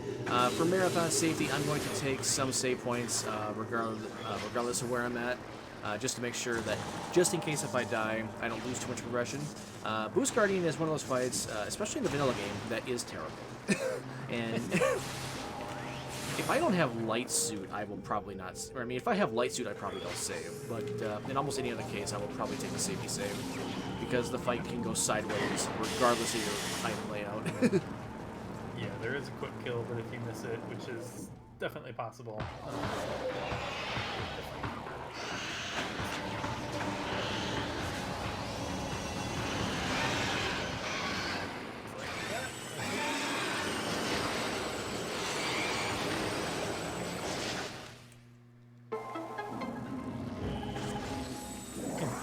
Okay. Thanks for nothing, game. Alright. Oh, Alright, we'll attempt to demonstrate this getting out. Oh, just a little too soon on that.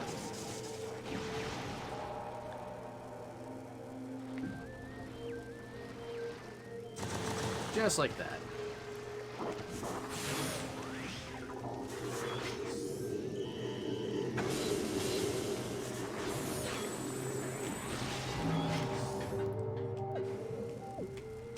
So yeah, your boost ball is never actually needed for that room, as strange as it seems. The developer is fully intended for you to actually need to get out, but because of crumple timer mechanics, you can just bypass that altogether.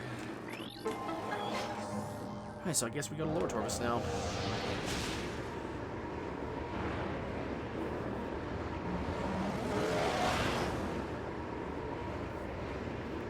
Lower mines. The low point of the seed.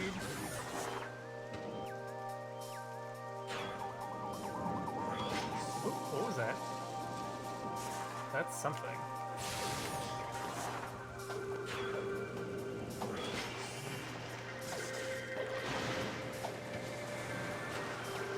Is it just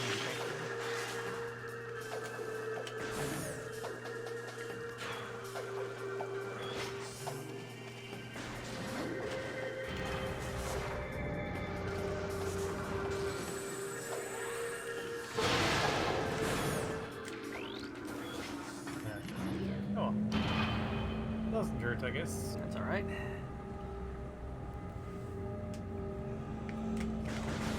So while I'm down here, I'm going to kill Powerbomb Guardian as the prerequisite for getting my Dark Oasis key.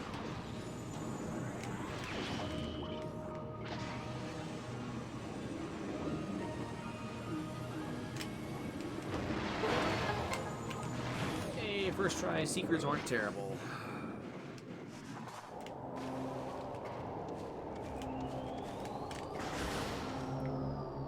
Yes, Seekers are notorious for managing to miss one of the locks when you try to open the purple doors. Recording to logbook.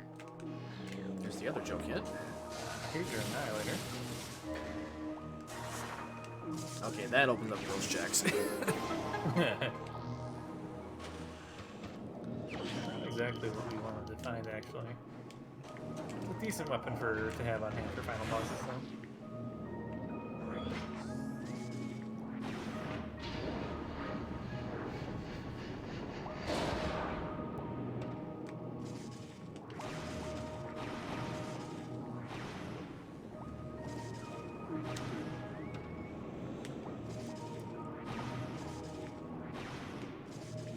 tank. I've reached the point now where the game's just going to give me energy, and I definitely don't need it now.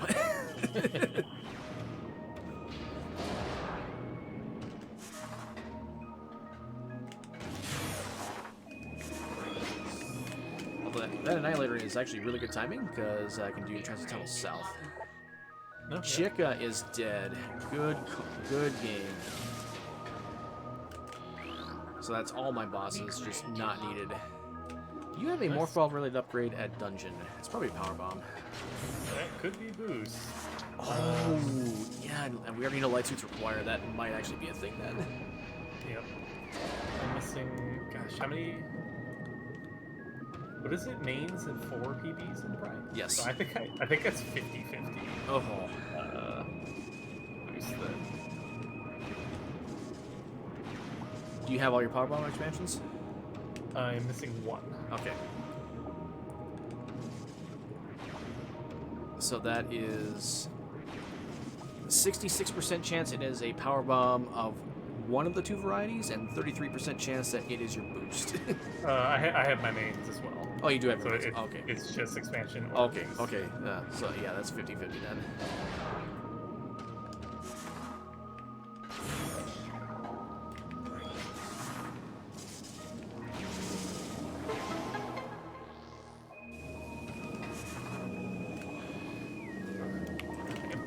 Hopeless at these scan dashes.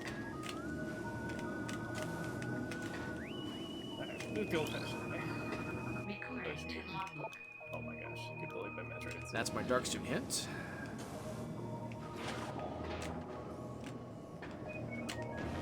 Alright, let's get Under Transit 1 real quick.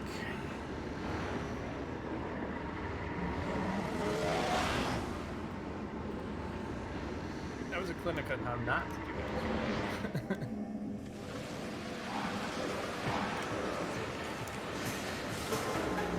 Now, normally you're supposed to do the entire Grapple Guardian sequence to get through this room, but because Screw Attack has a janky mechanic where you can just activate all kinds of crystal switches just like that, you can approach that crystal from behind and activate it without ever needing to do Grapple Guardian.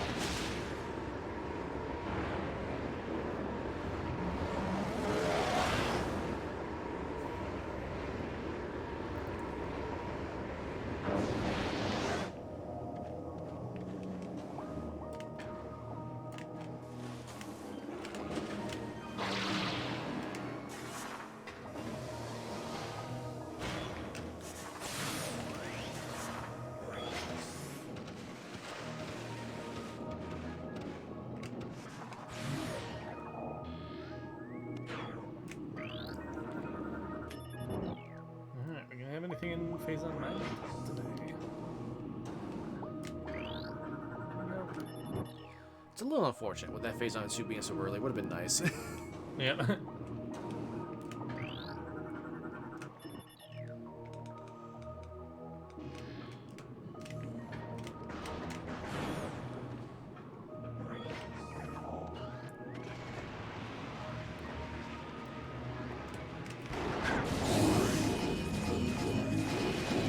Alright, normally we would not be getting this and we would go straight to Under Temple, but because we know this is required, we're going to have to do a fight skip. Go back to Access, go to the Dark World, and get Power Bomb Guardian that way.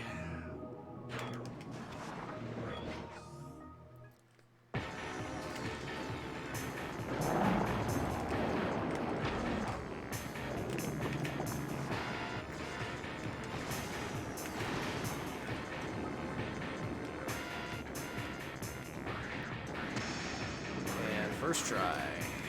Goodbye, blog. Yep, just a simple bomb space jump combined with your gravity boost. You can skip the fight.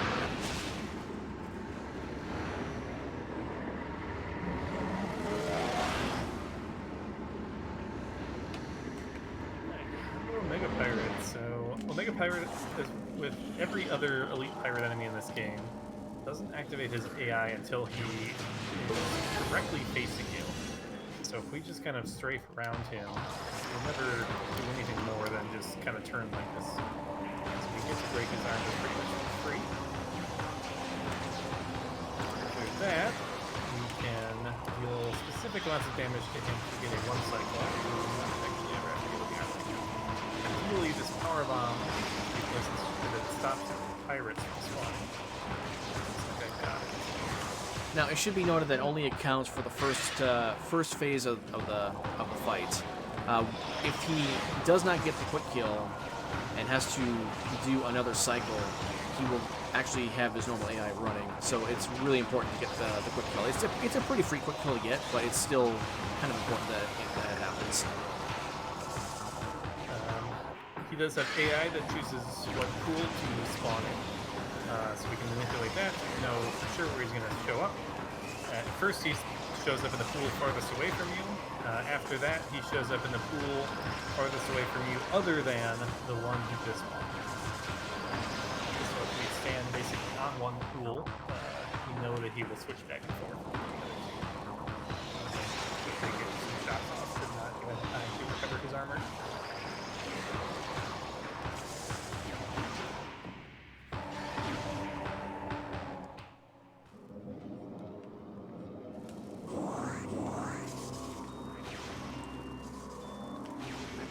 Scout the screw attack item first before doing this. Whoa, a whole lot of nothing in lower mines. Still have PCA to yell us out, I guess.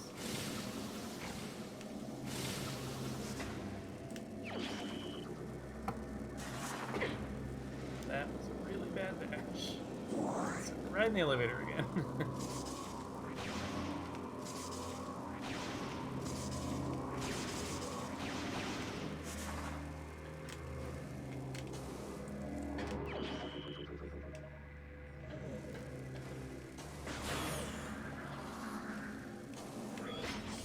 I guess we do grab Guardian in this case. We're here. We're not coming back this way. There's no reason not to do it.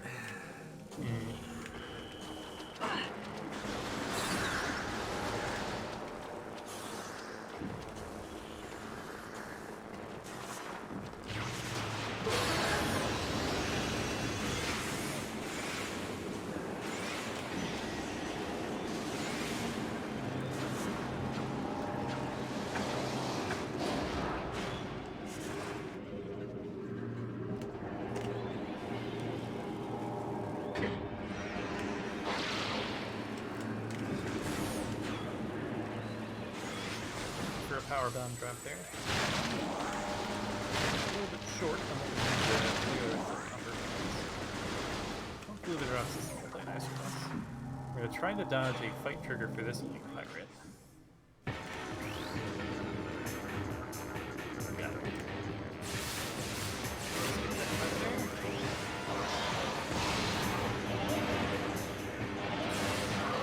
Oh, there's the light switch. Alright, that's nice. So that's kept dungeon without too much time lost.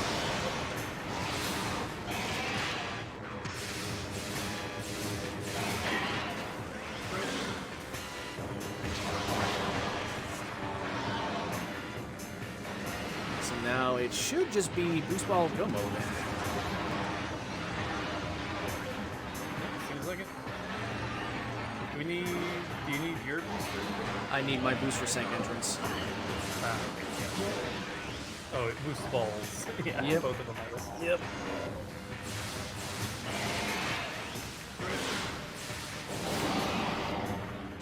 There was actually a quick kill tech I forgot to do on Guardian with Sonic Boom.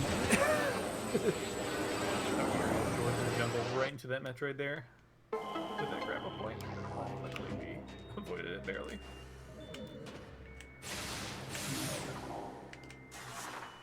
I can't go this way.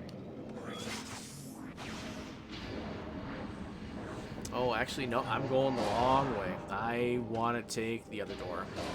I want to do dungeon.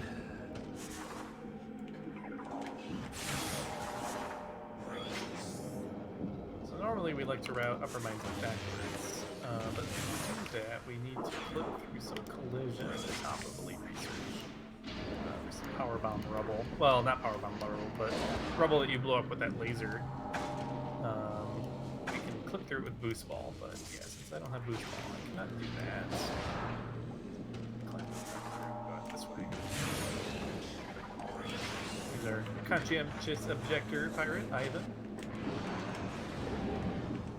All right, let's see. Let's see what the 50-50 is. Yep.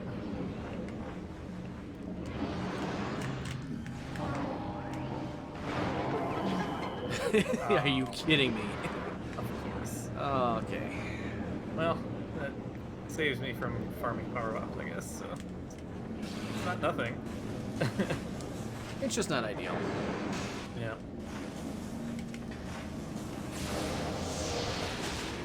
Now, you might remember the first time I came to this room, I did not lower this gate, so normally this would be a bad idea.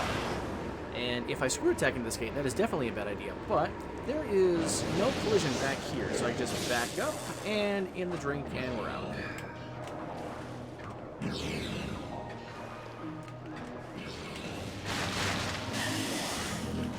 There was one time when I was doing a quote-unquote speedrun of this game back in the day, in an old 80% category. I screw attacked into that gate, and Samus did her stuck in midair, Oh, no. and that was effectively GG's. That's not what we want.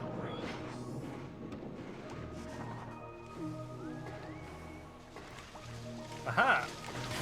Boost ball acquired. Ooh, you got yours, okay.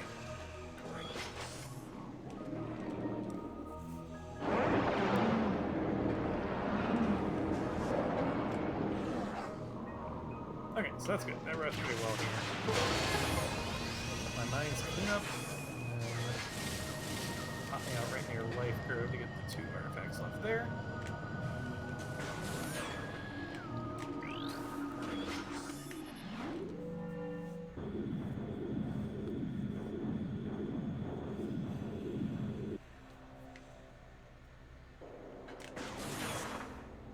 Now, I guess, do you know how to get Cannonball from Workers' Path? I have never successfully done that out of bounds.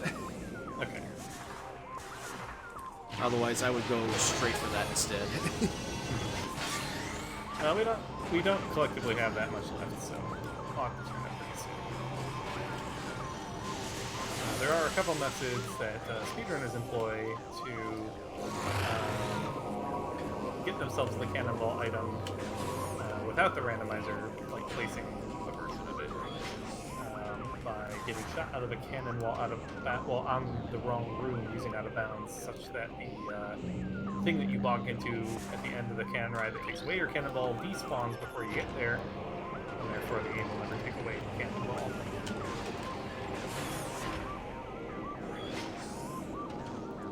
Span is one of the few locations where getting that is relatively reasonable. Sank map was garbage.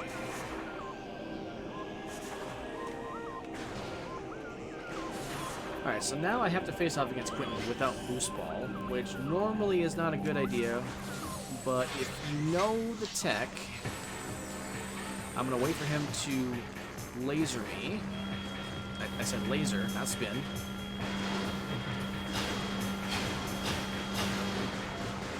I mean, with screw attack, you're fine. Yep. However you want to do it. It's only if you don't have screw or...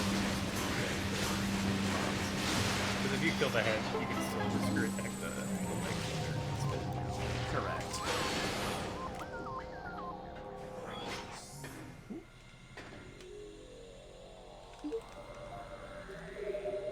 Bye, Calvin. What do we got here? Nothing.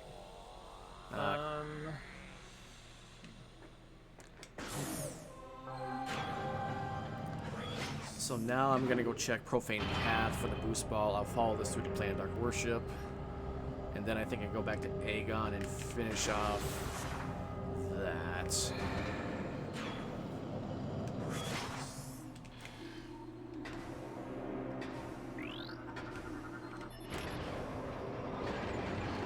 really starting to regret not doing second entrance when I still had Cannonball, but that emerald timing was just not ideal. Yeah. And that's okay. It's fine. It was a pretty rude spot for it. Honestly, it's kind of lucky that I was in BK and like did that wall crawl with nothing else to do, because otherwise that would have been probably among the last checks I ever did with Wave Beam. Like I would have full cleared 10 and 9.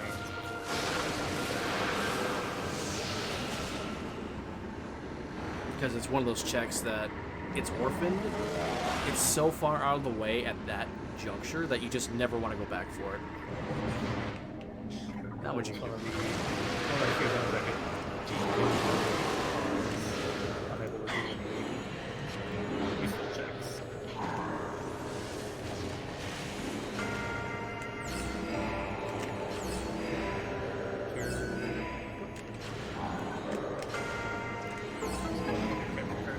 My capture card has... It does this from time to time. Yeah, lovely.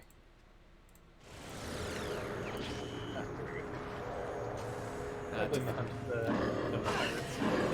To fix that, I just swap capture sources and swap back.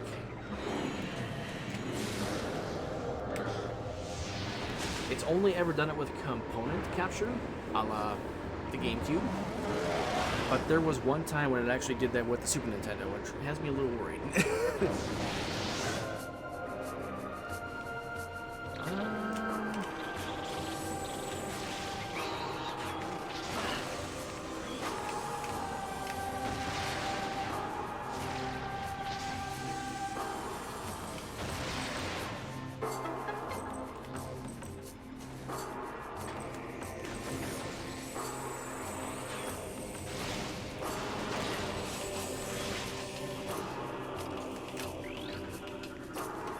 Oh, I can do Fortress Transport access. I want to make sure I do that. Maybe I'll get a boost ball hit.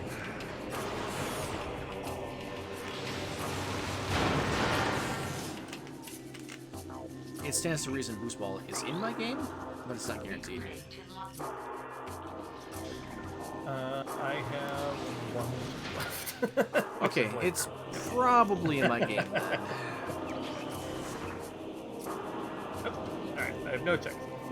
Unless I have forgotten something.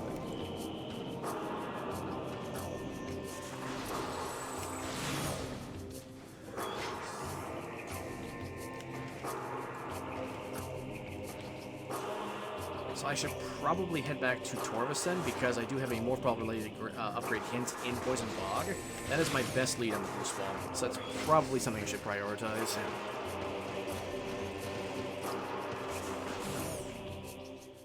And then from there I can follow that through back to Aegon.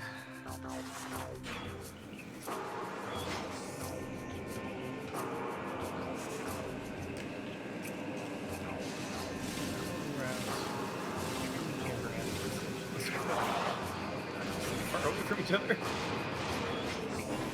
Well, the good news is, if it's here in Poison Bog, I can just go on back, do a 180, and then do Sank Entrance, which I want to say is your last artifact.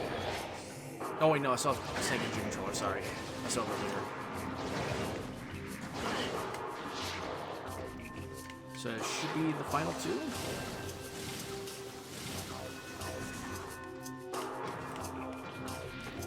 I'm full. You did Hydro Access Tunnel, I believe. You did. Oh wait, you just got boost. So Light Growth Tunnel. Oh, your Transport B axis. Did I not get that one? Appears not. Okay. I will pick that up next time I save warp.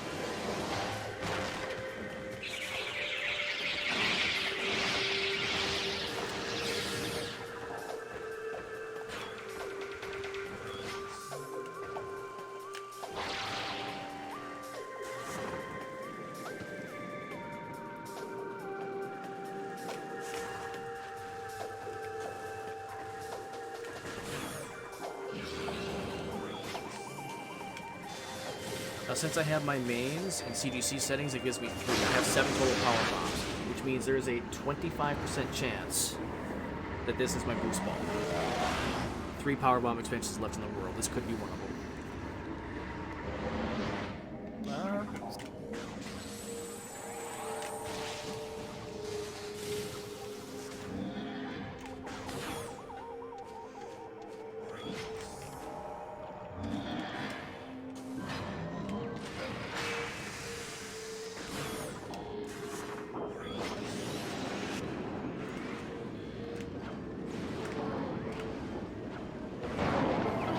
It's just a burger. Okay, that is unfortunate.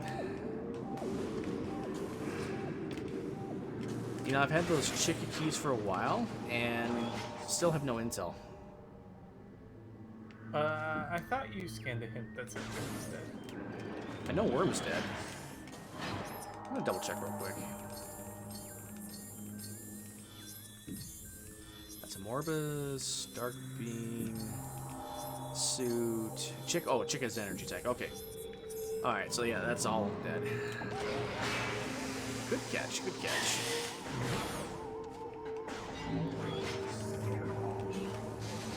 So because we are missing boost ball, I know a certain amount of checks will never be containing boost ball. So Torpus Plaza Access, those are dead. Don't have to worry about those. Let me see here. Sand Processing, we already picked that up. There was another one that I'm not remembering offhand.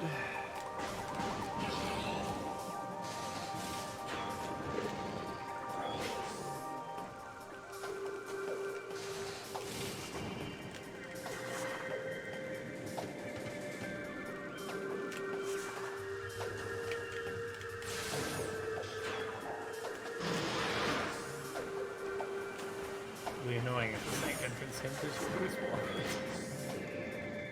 That'd be rude. Yeah.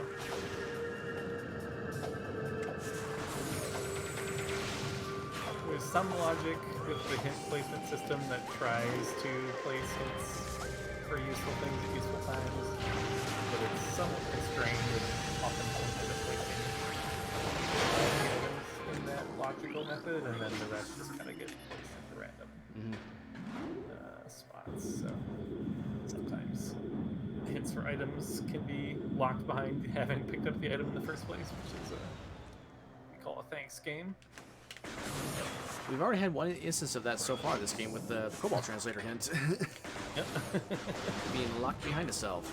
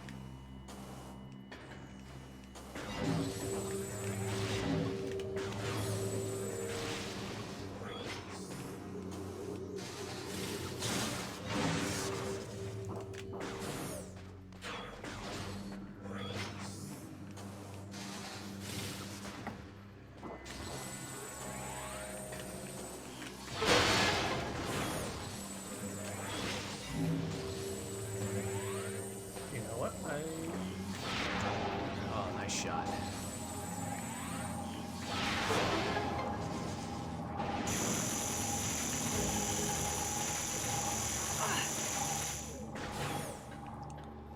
Yeah, I did check both these already. I already know that Battleground is nothing.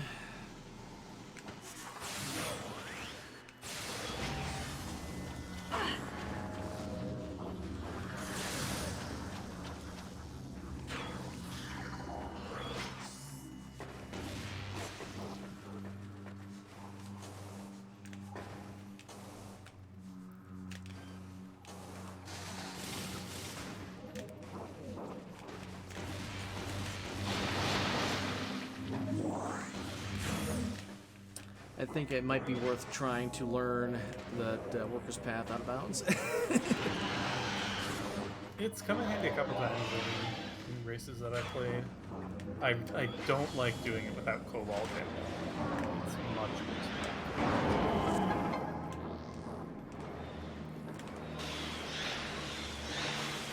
with Cobalt, the only tricky bit is getting through something with your controller without falling through that. Well, your eternal time loss.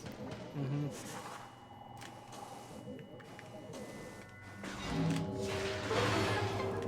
Now there is a check that is on the way, but it's only accessible from this direction, so I have to do it the vanilla route to get to Light Beam. This will also give me the feeding pit check.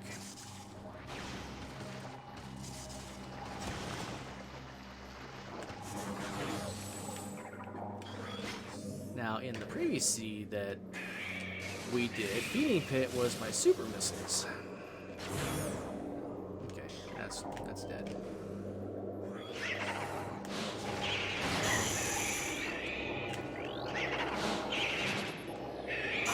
Hello, Metroids. Why are you here?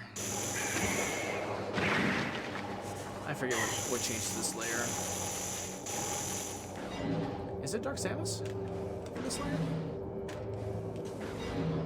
I think it's like second pass or having picked up Vanilla Light Beam.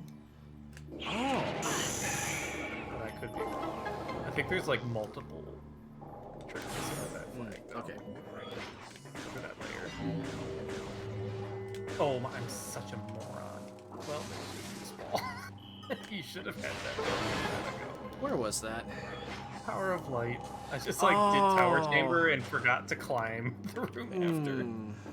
It's one of those like Torvis Plaza and Torvis Plaza axes where it's like you do the thing that's faster by cutting through the room first, and then you forget to get the other room. I guess Tower Fast in this case. Yeah. Okay, no, that's go mode. So, Sank Entrance is next, and, well, actually, Save Warp. I'm going to get your Taurus, or Transport B axis, and then Sank Entrance, and then I have one more STK to get. Oh, wait, no, I still got to, yeah, I got to do Orlear for you yet. Okay, yep. So I'm going to do, on my way processing. I'm going to do Orlear, then I'm going to do Save Warp.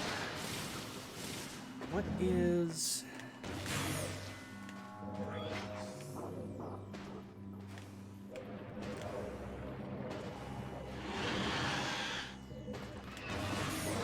Oh, you gotta do plasma processing. Did you do that yet? I am on my way there. Okay.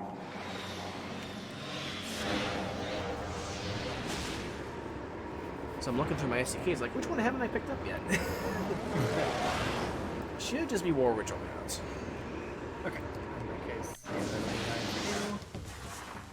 yeah, you would have made up the 3 that I'm missing. So yeah, I think we're good.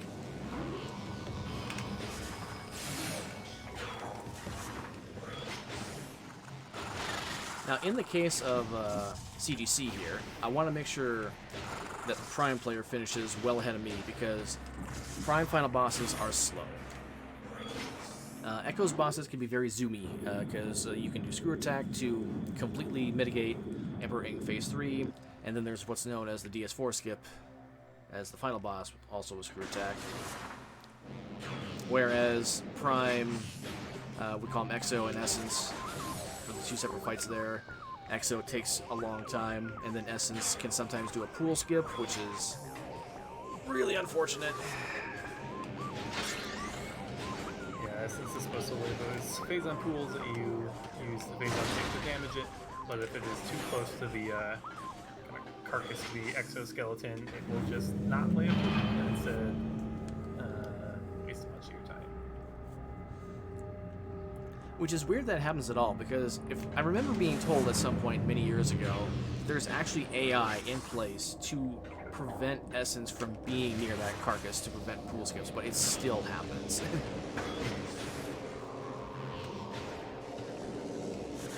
There's some amount of manipulation you can try to do to avoid it, but yeah, sometimes it still happens to the best runners.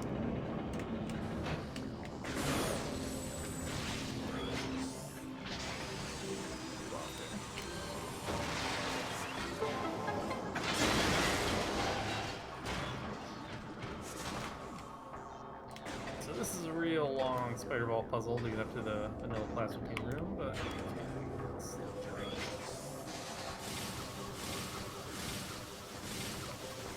walks and skip.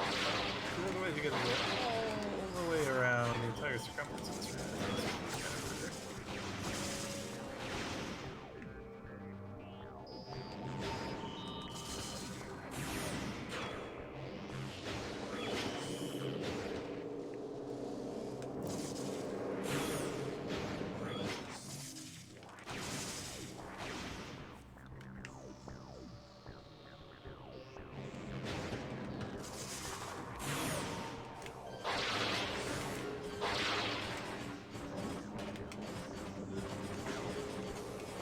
I guess I can kind of pick up the seat for me. Not that we're in any real danger.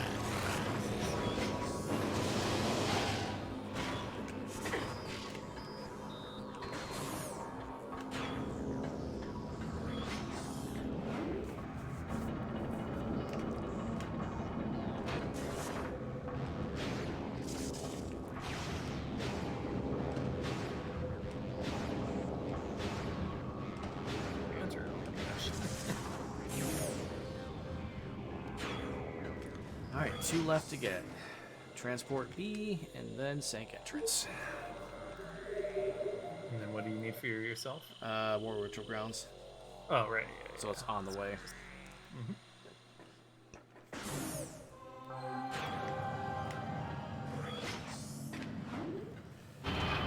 Alright, so this is going to be about a 2:30-ish finish.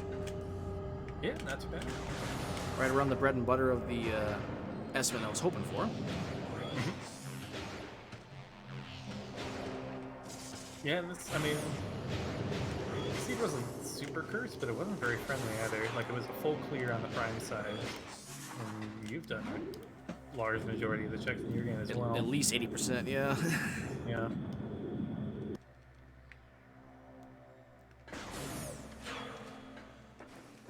Now, Prime has exactly 100 checks. And Echoes has somewhere in the range of about 118.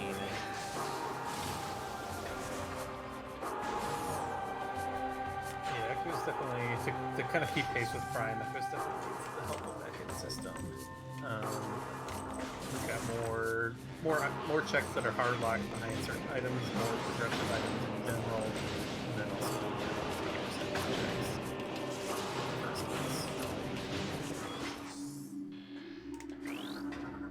so it's not too uncommon that a lot of seeds come down to Prime just basically blindly full clearing their seed, while Echoes looks for the last 1 or 2 things they need.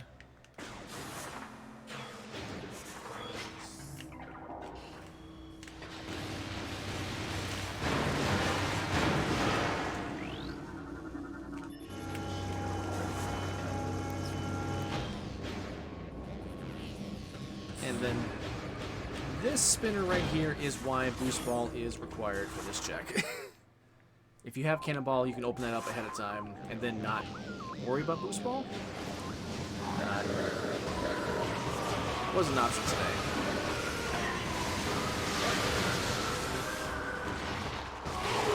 You can't get here from that's the same.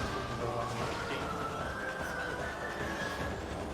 couple rooms here, so the only way to sink is through the elevator, unless you do something balance. And sank is not a fun thing to be out of balance. A lot of gun collision, stop moving how you would like. A lot of the rooms have really large boxes, like the gravity boxes, that make you fall really far down. Be careful. Messed up. No, I like it.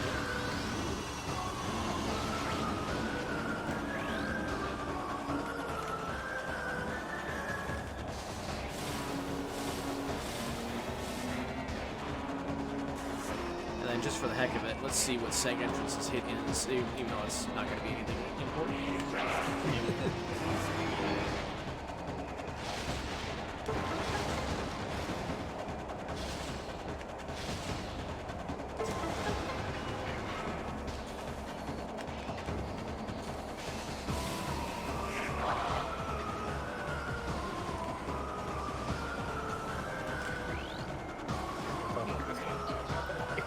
He's the Hive Temple. Nice. Are in Dark Torvus in Sank. Okay.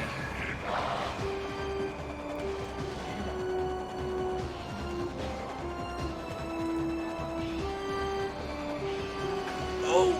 Oh, Oh! Oh, you didn't get it. I thought that super had killed both of the pirates. Sadly, no. It's usually a good idea to kill both pirates before you attempt to hit any of these spider tracks. Any contact damage just knocks you off the tracks entirely.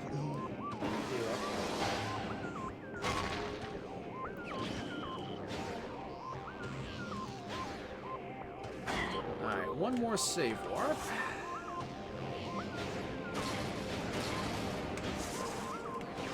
Farmer power bomb. Oh, yeah, good call. Smash shoes are gonna be active.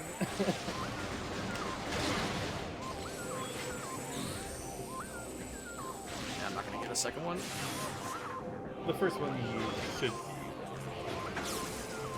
There's a couple in smashers here that could be tanky enemies, and they are vulnerable to power bombs. Normally the Slayer's not accurate. It's only accurate if you come through here after killing the power bomb. Isn't super common in Rando. Let's see how I played out.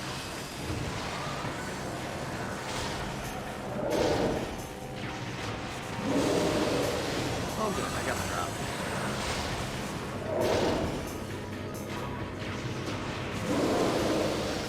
And did not get the drop that time. This one was what we needed. Oh, nice.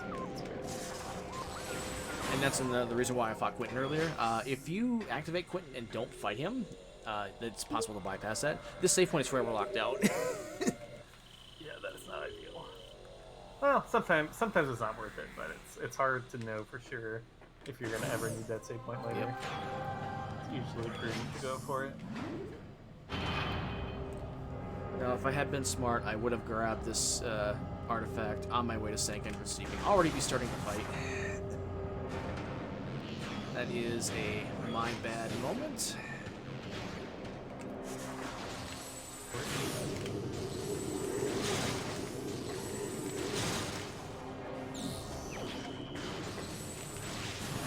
Alright. Let's use the final boss.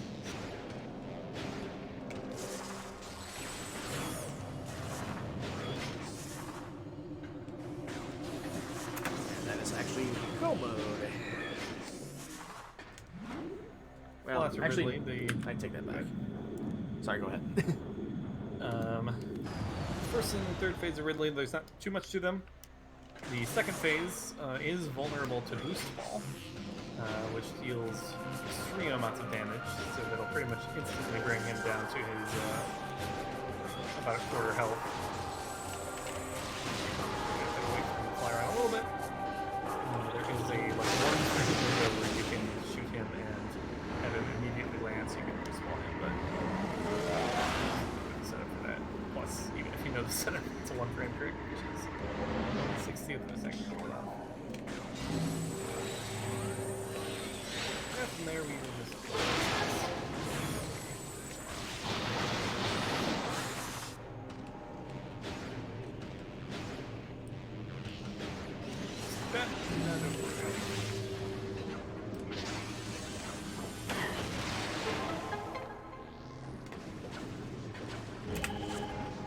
We haven't talked about rapid fire missiles at all.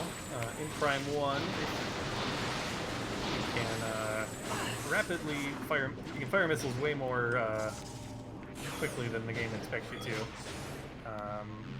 Easiest way to do this is just by holding up. Oh my god! Oh my god!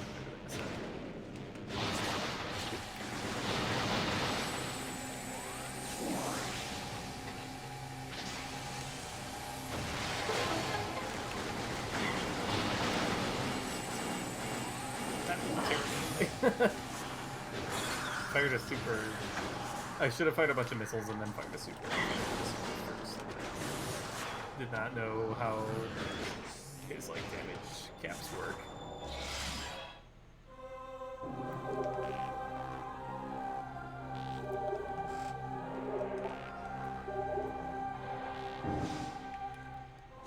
Alright, now was trying to farm up some missiles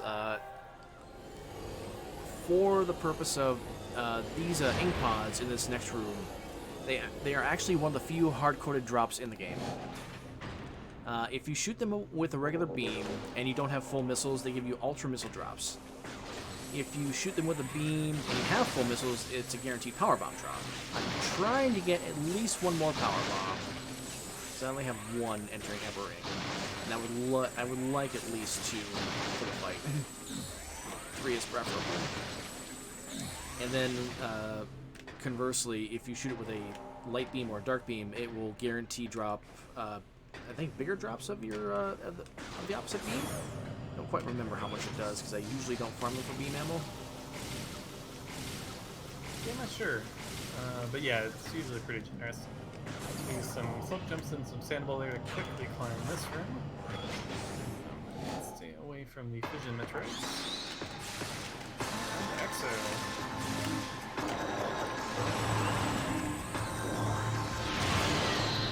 We're going to go for an obstacle remembering 1. Supers will do it. Elevator's also pretty good. Oh, I'm gonna miss it.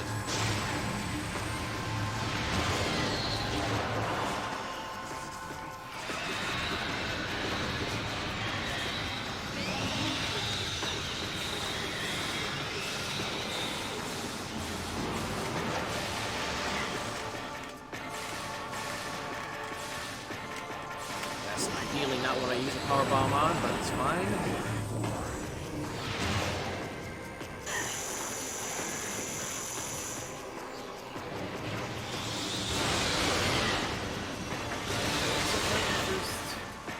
Chamber, we'll fight a wave and a power, and it's ice, and it's plasma, and then the fourth sub-chamber and does whatever.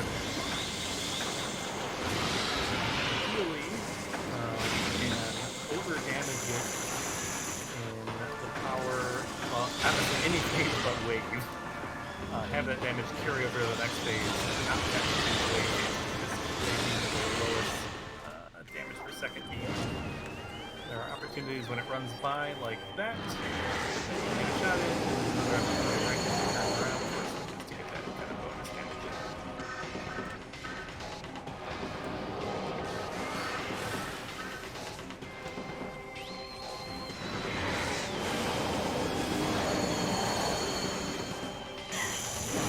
I'm gonna get a super pistol snipe as it runs by, but I prefer to wait and make sure I land that one.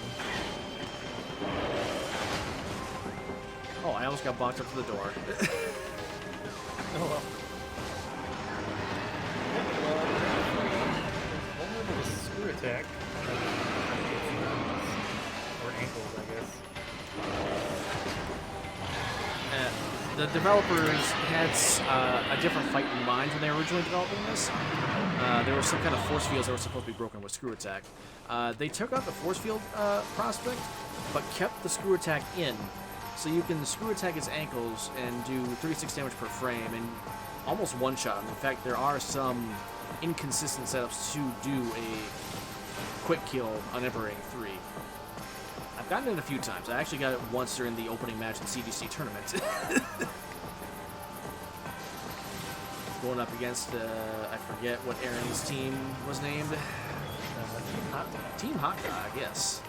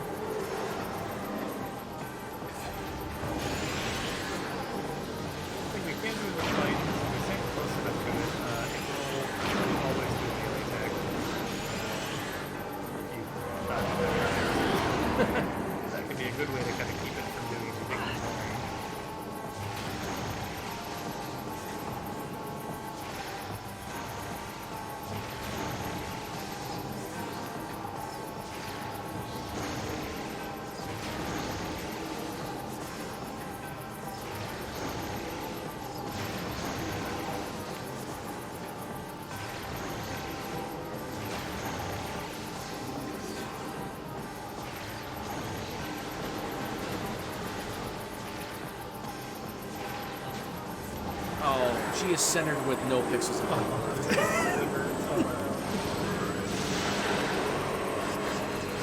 That's okay.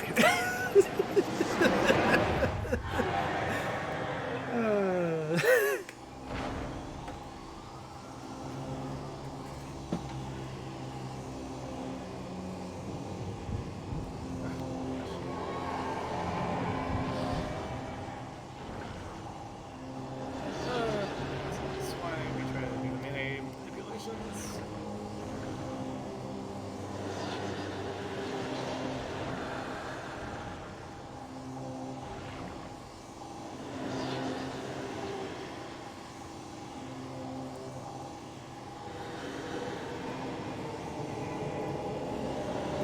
Yeah, through that.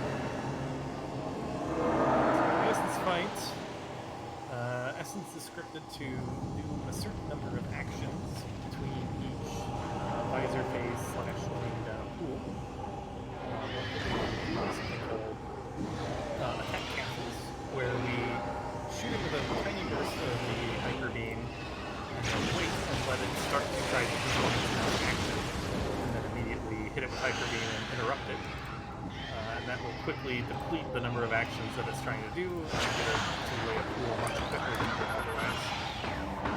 So that will be what we do at first. Towards the end, there's another mechanical pool cancels that we can use to try to get more damage. Cool.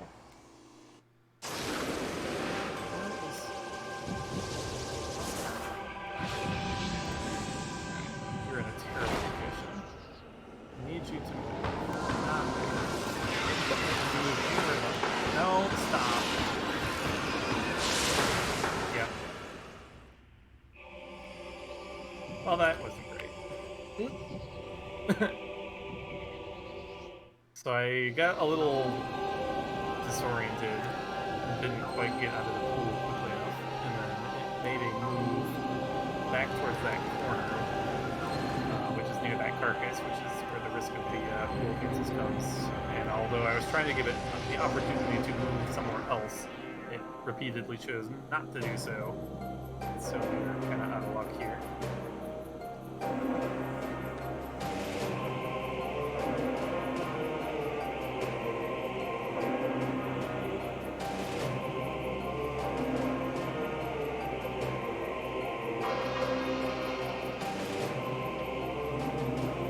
So I ended up not getting info on one of my 3 in-hive keys. Other than that, I have a full tracker. Wow.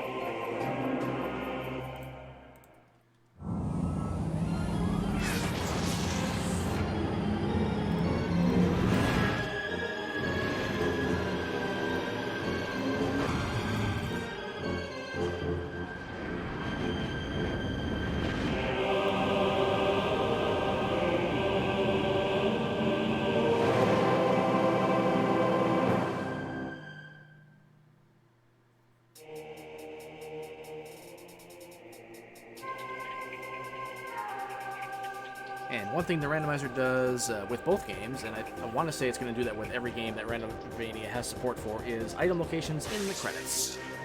Yeah, that's really nice. But yeah, that is time as of a few seconds ago. Nice. GG's. GG. 228.16 on my end. That would be like a, what, 233 on your end? 231.40. Nice.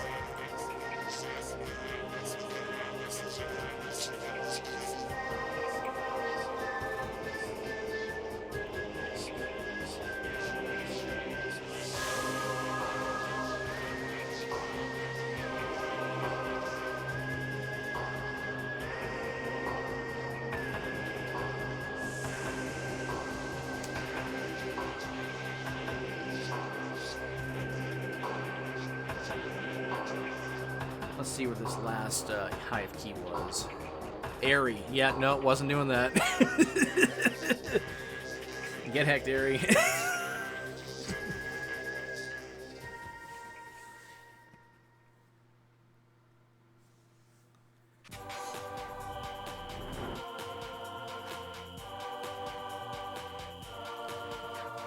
%. Classic collector percentage, apparently. Yeah.